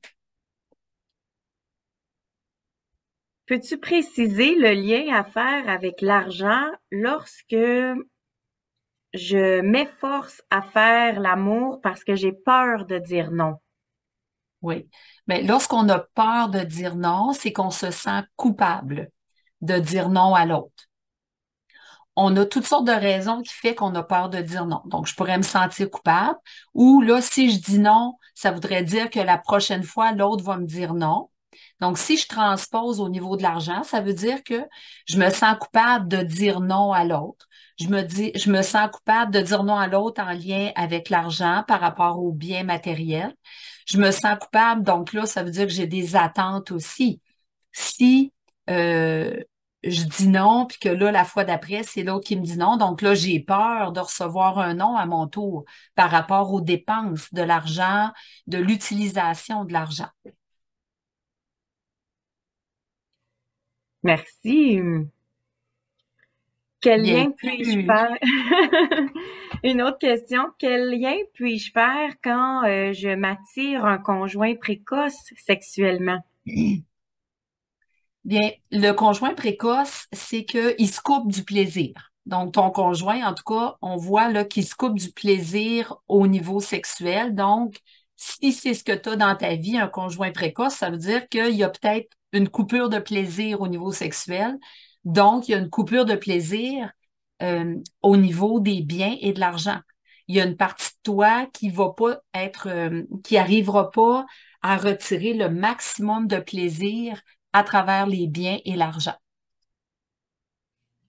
Dès Et qu'on se coupe, hein, dès qu'il y a une coupure, que ce soit un éjaculateur précoce ou qu'on fasse à semblant de faire l'amour, de jouir, pardon, ou bien euh, qu'on s'organise pour que ça se termine rapidement de faire l'amour. Fait que dès qu'il y a une coupure comme ça, c'est vraiment qu'on se coupe soi au niveau de nos plaisirs matériels. Oui. il y a une question à laquelle tu as fait allusion quand même pendant la conférence, mais elle revenait dans le chat. Comment on peut appliquer les liens à la sexualité et l'argent lorsqu'on est célibataire? Oui, bien, c'est comme je le disais tout à l'heure, il faut se baser sur notre ancienne relation. Donc, on va visiter notre ancienne ou nos anciennes relations pour voir comment ça se passait, notre attitude face à l'argent et face à la sexualité. Moi, c'est exactement ce que j'avais fait dans mon ancienne relation. J'ai pris le temps d'aller visiter comment c'était, puis j'ai bien réalisé que j'étais contrôlante. Et puis, une fois célibataire, je me suis fait croire que c'était tout réglé, cette affaire-là. C'est vraiment quand je suis revenue dans une nouvelle relation que j'ai réalisé que ça ne l'était pas. Si, disons qu'on n'a jamais eu de relation amoureuse significative, on a peut-être quand même eu des relations sexuelles où on a aussi des amis. Est-ce que vous avez une tendance à avoir des tabous, de la culpabilité ou vous contrôler? Juste les gens, c'est des fois, même avec nos amis proches, on n'ose même pas dire c'est quoi notre salaire. On n'ose pas parler de ça parce que on a peur que ça ait l'air prétentieux ou on a peur d'être jugé, critiqué. Donc, voyez, même avec des amis proches, vous pouvez faire ces liens-là, notre famille immédiate pour la sexualité, mais au moins au niveau de l'argent. Quel lien pourrais-je faire en lien avec l'argent lorsque j'arrive jamais à l'orgasme durant un rapport sexuel? Oui. Ben, généralement, c'est des gens qui vont se contrôler beaucoup, qui n'arrivent pas à un orgasme. Euh, quand on n'est pas nécessairement frigide, hein, on peut trouver ça agréable, aimer ça, mais on n'arrive pas à l'orgasme. L'orgasme, c'est le plus grand plaisir physique sur la planète, hein. Donc, ça veut dire que je me prive probablement de plaisir, que je me laisse pas aller suffisamment. C'est vraiment ma capacité, lorsqu'on regardait tout à l'heure que euh, la capacité de se faire plaisir. Comme si j'arrive pas à l'orgasme, c'est vraiment est-ce que je me permets de me faire plaisir au niveau des biens matériels ou de l'argent? Donc, généralement, c'est quelqu'un qui va bloquer ça, ce grand plaisir-là. L'orgasme, ça représente le plus grand plaisir physique qu'un humain peut vivre.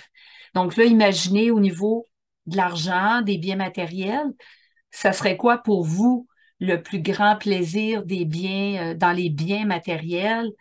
Moi, ma nièce, c'était de m'acheter des souliers, là, qui était mon plus grand plaisir au niveau des biens. Mais est-ce que vous vous sentez coupable? Est-ce que vous vous en empêchez? Est-ce que vous vous retenez? Donc, généralement, quand on n'arrive pas à l'orgasme sexuel, ben, souvent, c'est qu'il y a quelque chose en dedans de soi on veut contrôler. On a peur si on se laisse aller. Fait que c'est ça qu'il faut que la personne elle regarde, là. Regarde, si, imagine que tu te laisses aller parce qu'un orgasme, tu te laisses aller. Si, à un moment donné, t'es même plus, c'est comme s'il n'y avait plus d'espace-temps. Donc, est-ce que tu es capable de vraiment te laisser aller, lâcher prise complètement? Prochaine question. Et si mon besoin est de réaliser un fantasme avec un autre homme, juste une expérience, quel lien puis-je faire avec l'argent?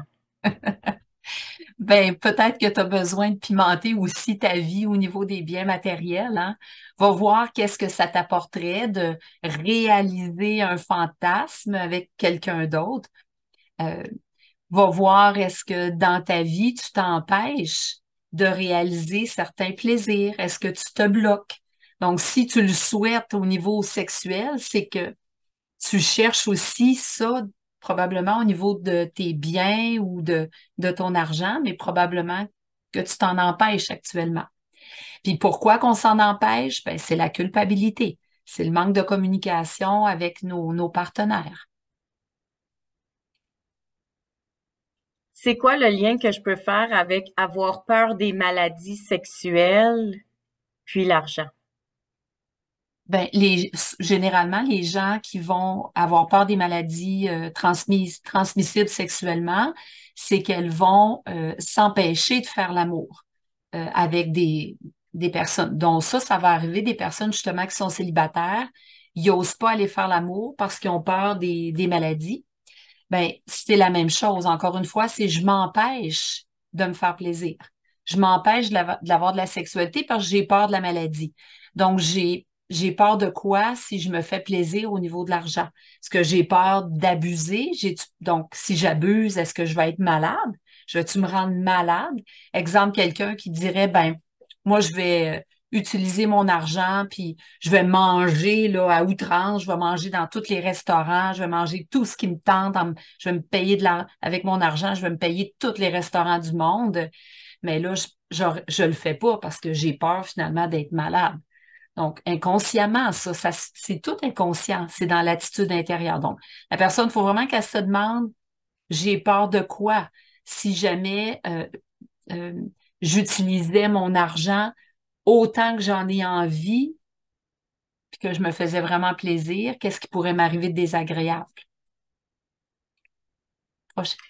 Au niveau de l'abondance, comment faire un lien si j'ai plus d'abondance dans un ou dans l'autre?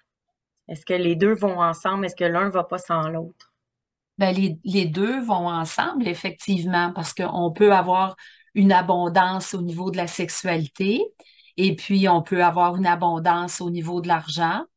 De l'abondance, vous savez, ce que ça veut dire, c'est avoir plus que j'en ai vraiment de besoin. Moi, j'avais des abondances de souliers à une certaine époque. J'ai eu de l'abondance de relations sexuelles aussi à une certaine époque, beaucoup plus que j'en avais vraiment de besoin dans une journée. Ben, dans une journée, mon Dieu, j'ai l'air de quoi? Dans une semaine.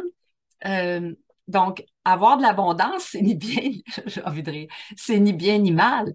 Mais est-ce que c'est équilibré? C'est surtout ça d'aller voir. Est-ce que j'en ai dans les deux domaines de l'abondance?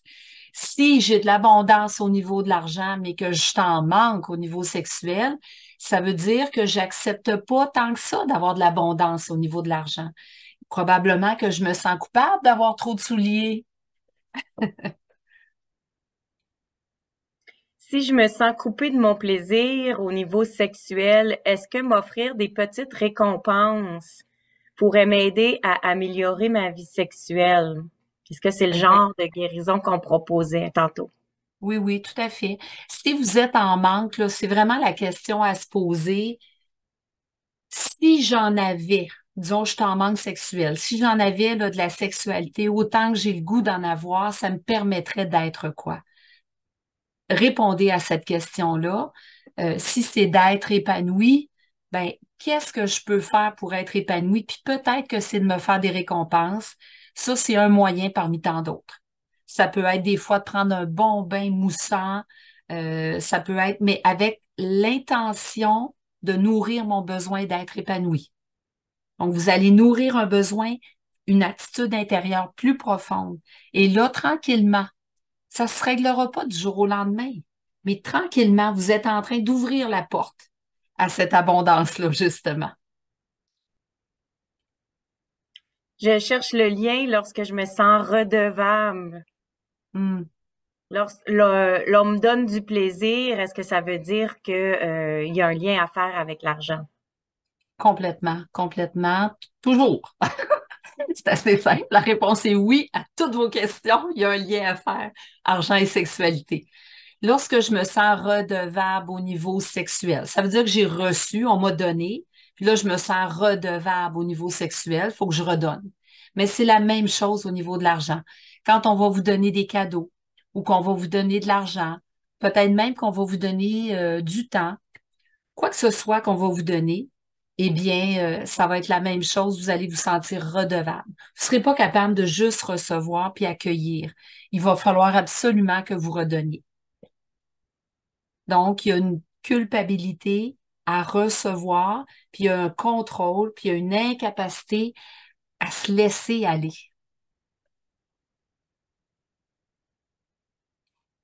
Je n'accepte pas que ma partenaire ait des rapports sexuels en dehors du couple, mais pourtant j'accepte facilement qu'elle fasse plein de cadeaux à la famille, aux amis ou aux proches. Mhm. Est-ce que je suis sur la bonne piste? Quel lien à faire? Oui. Ben, va voir si, je vous l'ai dit tout à l'heure, on a des angles morts. Parfois, on se fait croire qu'on aime ça, certaines choses, alors que c'est pas si réel que ça. Posez-vous la question, là, si, euh, disons que mon partenaire continue de faire des cadeaux comme ça, mais ferait des cadeaux à des gens même que ça me tenterait pas qu'elle fasse des cadeaux. Je sais pas, disons que j'ai un voisin puis j'aime pas beaucoup mon voisin, puis là, elle fait un cadeau à mon voisin. Comment je vais réagir? Est-ce que je vais être si d'accord avec ça? Donc, généralement, il y a un équilibre qui se fait entre les deux.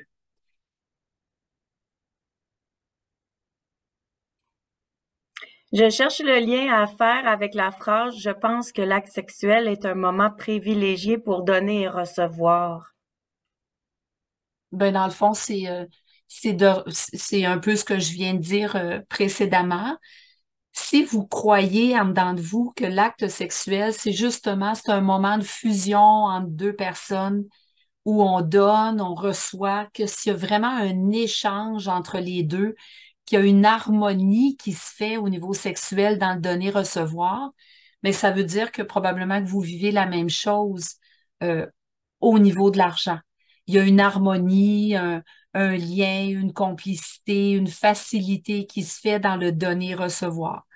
Ce que je partageais aussi par rapport avec mon conjoint aujourd'hui. On va se donner, on reçoit, on n'est pas en train de calculer, il n'y a pas de calcul mathématique, est-ce que j'ai donné, est-ce que j'ai reçu. On est juste dans l'accueil de ces deux pôles-là qui vont ensemble. Une Est-ce dernière que, question.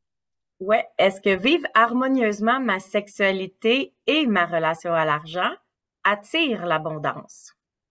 Évidemment, évidemment, chaque fois que c'est harmonieux dans vos vies, c'est que vous ouvrez la porte à l'abondance. Puis là, c'est pour ça aussi qu'on vous a offert un 10% de rabais sur l'atelier Prospérité et Abondance pour vraiment aller voir là où on bloque notre prospérité et notre abondance. Puis souvent, on bloque au niveau sexuel ou on bloque au niveau de l'argent, ce qui fait qu'à un moment donné, on se retrouve dans un manque de l'un ou de l'autre. Puis la même chose dans l'atelier sur l'intimité, la sexualité. Vous allez réaliser vraiment c'est quoi de l'intimité, c'est quoi la sexualité, et vous allez apprendre. Il y en a des qui l'ont fait déjà, cet atelier-là, qu'on a deux principes à l'intérieur de soi, un principe féminin-masculin, puis souvent, ils ne sont pas harmonisés, ces deux principes-là. Donc, tout ce qui n'est pas harmonisé, ça crée des blocages à l'intérieur de soi et ça ferme la porte à l'abondance. Alors voilà, j'ai, je sais qu'il y a encore plein d'autres questions. Je trouverais ça intéressant, mais on avait quand même cédulé un temps. Je voudrais vous remercier d'avoir été là, toutes les personnes qui ont été là. J'ai un petit bonus pour ceux qui désirent rester encore peut-être quelques instants. J'ai une détente pour vous. Donc, c'est vraiment un bonus. Je savais pas si j'allais la faire ou pas. J'ai décidé que j'allais la faire. Donc, ceux qui désirent quitter maintenant, je comprends aussi, là, le temps avance. Il est peut-être tard pour certaines personnes.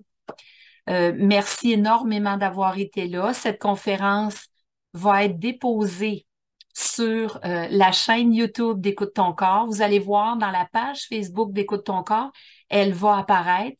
Mélanie vient nous mettre le lien. Si vous cliquez sur le lien YouTube que vous venez de voir en bas de l'écran, vous allez avoir accès à toutes les conférences qui ont été offertes jusqu'à maintenant par l'École Écoute ton corps. Alors, celle-là, dans quelques jours, quelques semaines, là, elle va y être aussi. Merci Mélanie. Pour ceux qui quittent aussi, merci Mélanie d'avoir été l'opératrice tout au long de tous les messages que tu nous as laissés. J'espère que vous avez aimé ça. J'espère que vous avez fait des liens et puis que, bon, moi, en tout cas, j'ai passé un bon moment avec vous. Ça a été plaisant et je termine avec ce petit bonus. Alors, je vous invite tout le monde, si vous voulez vous mettre de la musique, parce que moi, j'en mettrai pas de mon côté. Vous pouvez vous mettre merci, hein, je vois les merci là, qui passent dans le chat. Merci énormément à tout le monde de tous ces beaux commentaires. Alors, je vous invite à prendre une position confortable.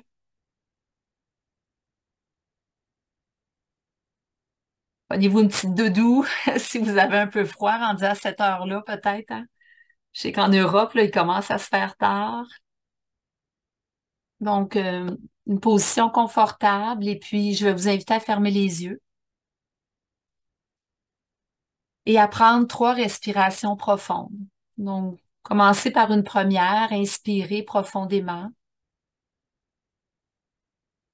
retenez et expirez longuement.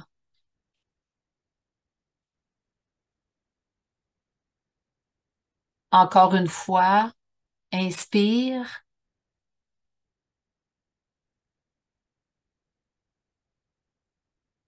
retiens et expire profondément, mais sans forcer. Encore une fois, inspire, expire profondément. Ensuite, tu pourras respirer normalement. Je t'invite à détendre toutes les parties de ton corps en commençant par tes pieds et tu vas remonter à l'intérieur de tes 2 jambes.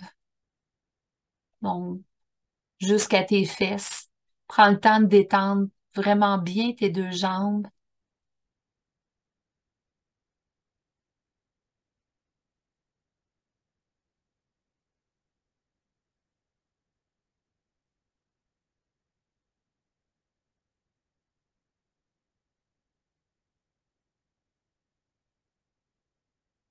Tu descends, tu détends bien tes 2 jambes jusque dans le bas de ton corps. Donc, toute la partie aussi euh, de la région génitale, donc tes organes sexuels, le bas de ton dos. Et toute cette partie-là, le bas de ton corps, tu vas le remplir de belles lumières rouges. Des rouges très vifs, très clairs, très éclatants. Vois une belle lumière rouge dans toute cette partie-là de ton corps.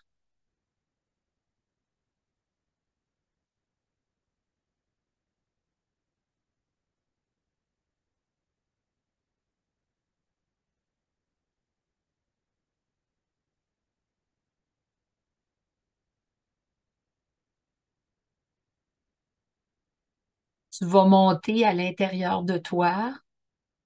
Tu vas commencer à détendre vers ton plexus solaire, le milieu de ton dos. Et là, tu vas voir la lumière qui va devenir d'un beau jaune soleil. Donc, toute la région du plexus, le milieu de ton dos, un jaune soleil. Et tu sens cette partie qui est bien détendue.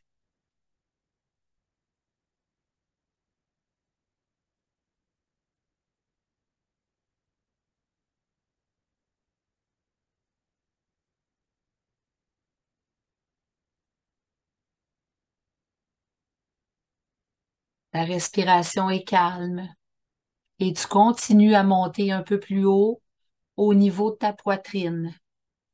Et là, tu vois une belle couleur verte, un beau vert éclatant. qui remplit ta poitrine jusqu'aux épaules. Tout le haut de ton dos et cette belle lumière-là, vert éclatant, va descendre dans tes deux bras jusqu'au bout de tes doigts. Et tu sens toute cette partie de ton corps qui se détend. Tes deux bras complètement détendus dans cette belle lumière verte.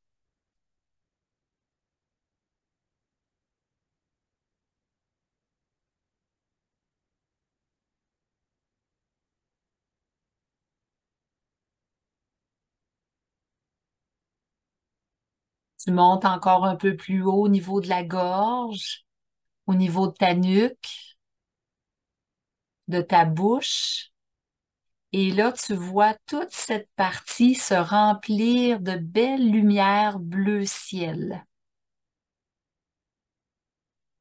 Et tu sens ta gorge, ta bouche qui se détendent dans cette belle lumière bleu ciel.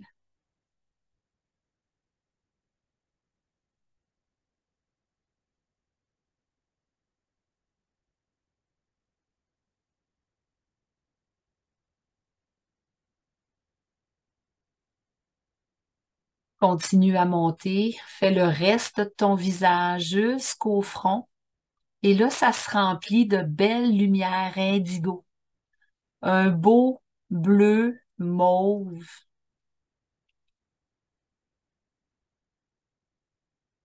Tu vois toute cette belle couleur-là, bleu, mauve, indigo, tout faire ton visage au complet, l'intérieur de la tête, le derrière de ta tête, tout le front. Cette lumière, tout doucement, va se transformer, elle va devenir violette et elle va tout remplir ta tête de couleur violette jusqu'au-dessus de ta tête. C'est un violet éclatant. C'est magnifique comme couleur. Prends le temps de détendre bien comme faut ta tête, puis vois cette lumière qui déborde, qui dépasse même ton cuir chevelu. Tous tes cheveux sont pleins de cette lumière-là. Et ta tête est de plus en plus détendue.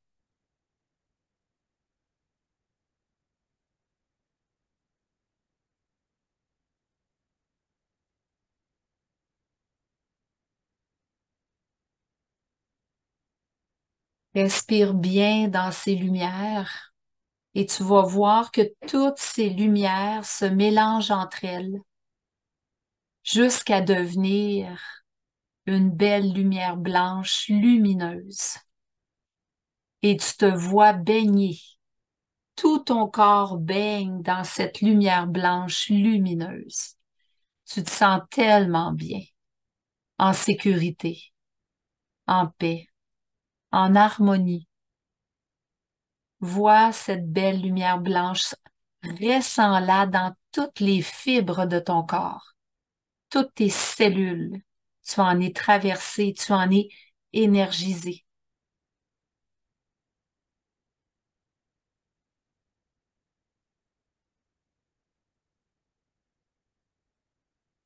Tu vas voir à travers cette lumière, tu vas l'utiliser, cette lumière-là, pour voir dans ta vie quelle sorte de vie sexuelle tu veux avoir dans ta vie, l'attitude que tu veux avoir dans ta vie sexuelle.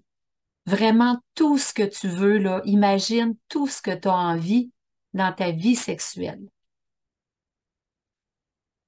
Laisse monter les images, les sons, les sensations, tout ce que tu veux dans ton attitude.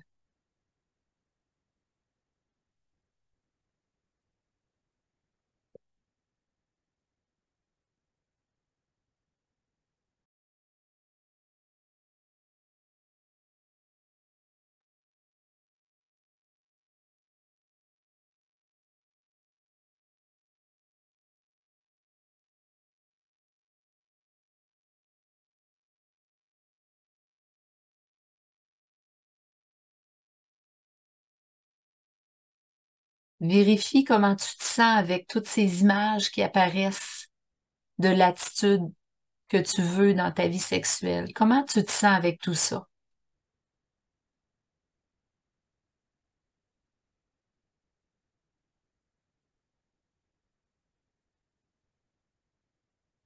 Laisse l'image s'effacer. Et maintenant, toujours dans cette belle lumière blanche dans laquelle tu baignes, où tu te sens bien, que tu te sens en harmonie, laisse venir les images qui représentent maintenant l'attitude idéale que tu veux avoir au niveau de l'argent, ta façon de gérer l'argent, les biens que tu achètes avec ton argent. Quelle sorte de vie harmonieuse tu veux avoir avec ton argent. Laisse venir à toi tout ce qui va venir.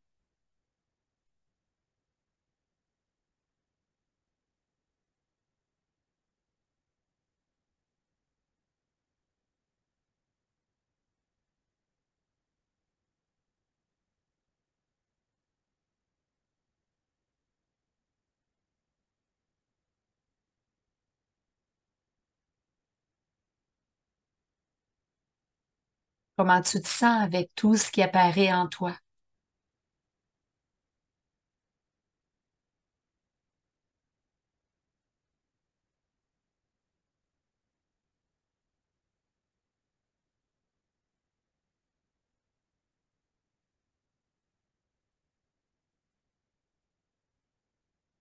Laisse l'image s'effacer. Tu acceptes l'idée que toutes ces images qui viennent à l'intérieur de toi t'appartiennent.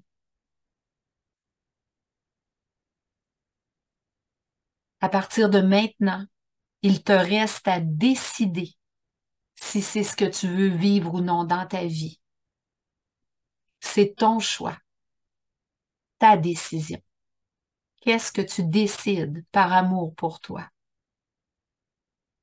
Place-le en toi.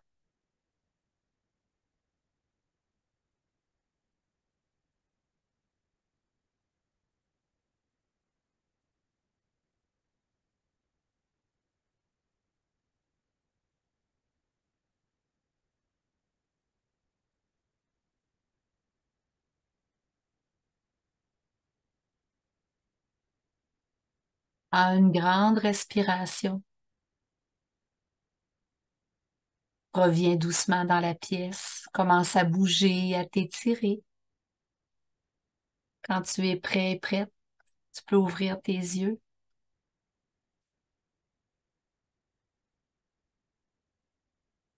Vous pouvez écrire dans le chat peut-être hein, ce que vous avez vu à l'intérieur de vous. Encore une fois, donc ça conclut notre belle conférence Argent et sexualité. Découvrez le lien. Je vous souhaite la bienvenue pour une prochaine conférence. J'espère vous revoir dans un atelier quelconque ou une autre conférence, peut-être en présentiel quand j'irai en Europe aussi. D'ici là, ben, je vous souhaite une bonne fin de journée. Merci encore de votre présence. Merci à Mélanie d'avoir fait l'opératrice. Et au plaisir tout le monde. Puis je vous souhaite de faire des beaux liens, puis de vivre la vie sexuelle et financière que vous avez envie de vivre. Au revoir tout le monde.